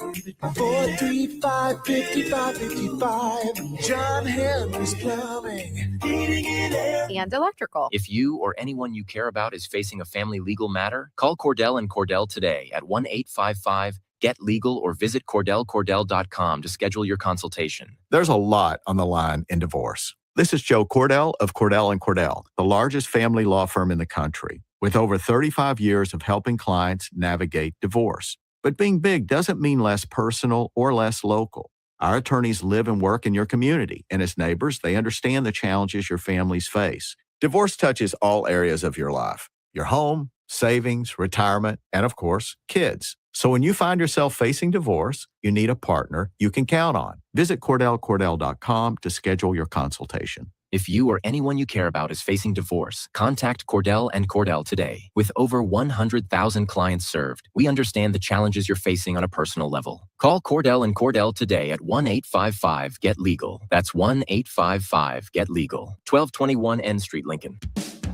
Hey there, this is Paul Scheel, owner of High Electric. I want to thank our friends and loyal customers and introduce High Electric to those looking for a new electrician. We've been serving the Lincoln and Omaha area for over 30 years, from design to install, upgrades, and repair. If you are a homeowner or a small business needing some electrical work, call us at 402-466-6606 or check us out at hyelectric.com. We look forward to hearing from you. At Schwezo Construction, safety isn't just a policy, it's a promise. Build with us. Work safe, go home proud. We're hiring skilled craftsmen, laborers, concrete workers, and steel erectors who value quality work and a team that has your back, on and off the job site. If you're ready to be part of a company where your safety and success come first, visit Schwezo.com. That's SCHWISOW.com and apply today. Schwezo Construction, 40 years strong and still building the future. Rico here with HIS Auto Care at 70th and Van Dorn, letting you know HIS is a great place to bring your vehicle for service. With superior service bumper to bumper, we'll treat your vehicle like it's your mother's. It doesn't get any better than that. So call 402-488-8934 and HIS Auto will make you glad you did. 5% off, mention this ad, and for sure your mother will be proud you called. 402-488-8934, HIS Auto Care, 70th and Van Dorn. God bless you. Green's Furnace and Plumbing has been servicing the southeast Nebraska area since 1921, specializing in HVAC systems, bathroom remodels, duct cleaning, backflow testing, and so much more. With a network of trained technicians ready to assist you, Green's Furnace and Plumbing is your source for dedicated commercial HVAC service for your business, building, or even your home, so it can run without all those unwanted interruptions. Learn more by visiting their website at callgreens.com or give them a call at 402-467-4444 today. Back to old school with Foreman and Orman on 93.7 The Ticket and theticketfm.com. Welcome back to Old School. Very briefly, one final time, Austin Orman, Tristan Gomez with you. We'll stick on the injury front here, Tristan. First of all, shout out Portland Pilots, in-state champs of Oregon.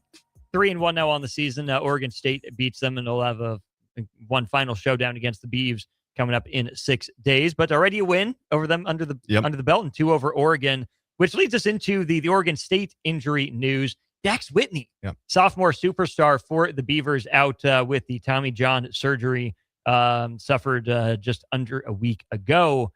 Man, what a damper for the Beavs. Who had, a good year, not huge national success sort of year, but still one of the best programs up there in the Pacific Northwest, and a guy that might still go number 1 in 2027, where he's been projected for a while, but really curious to see if he's able to push it and make it back to pitch at all before his name gets called next June. Yeah, I mean, so unfortunate.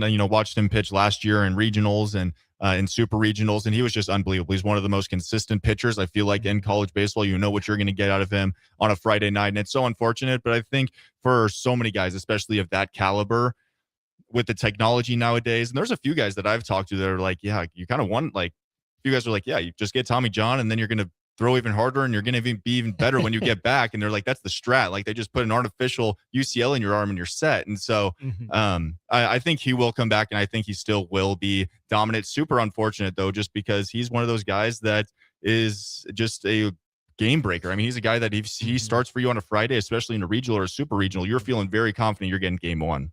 Sure seems like you would be pretty confident in that. Curious to see if Nebraska ends up in that Corvallis regional where they were projected to be earlier in the week. Would you like the Mike Riley regional?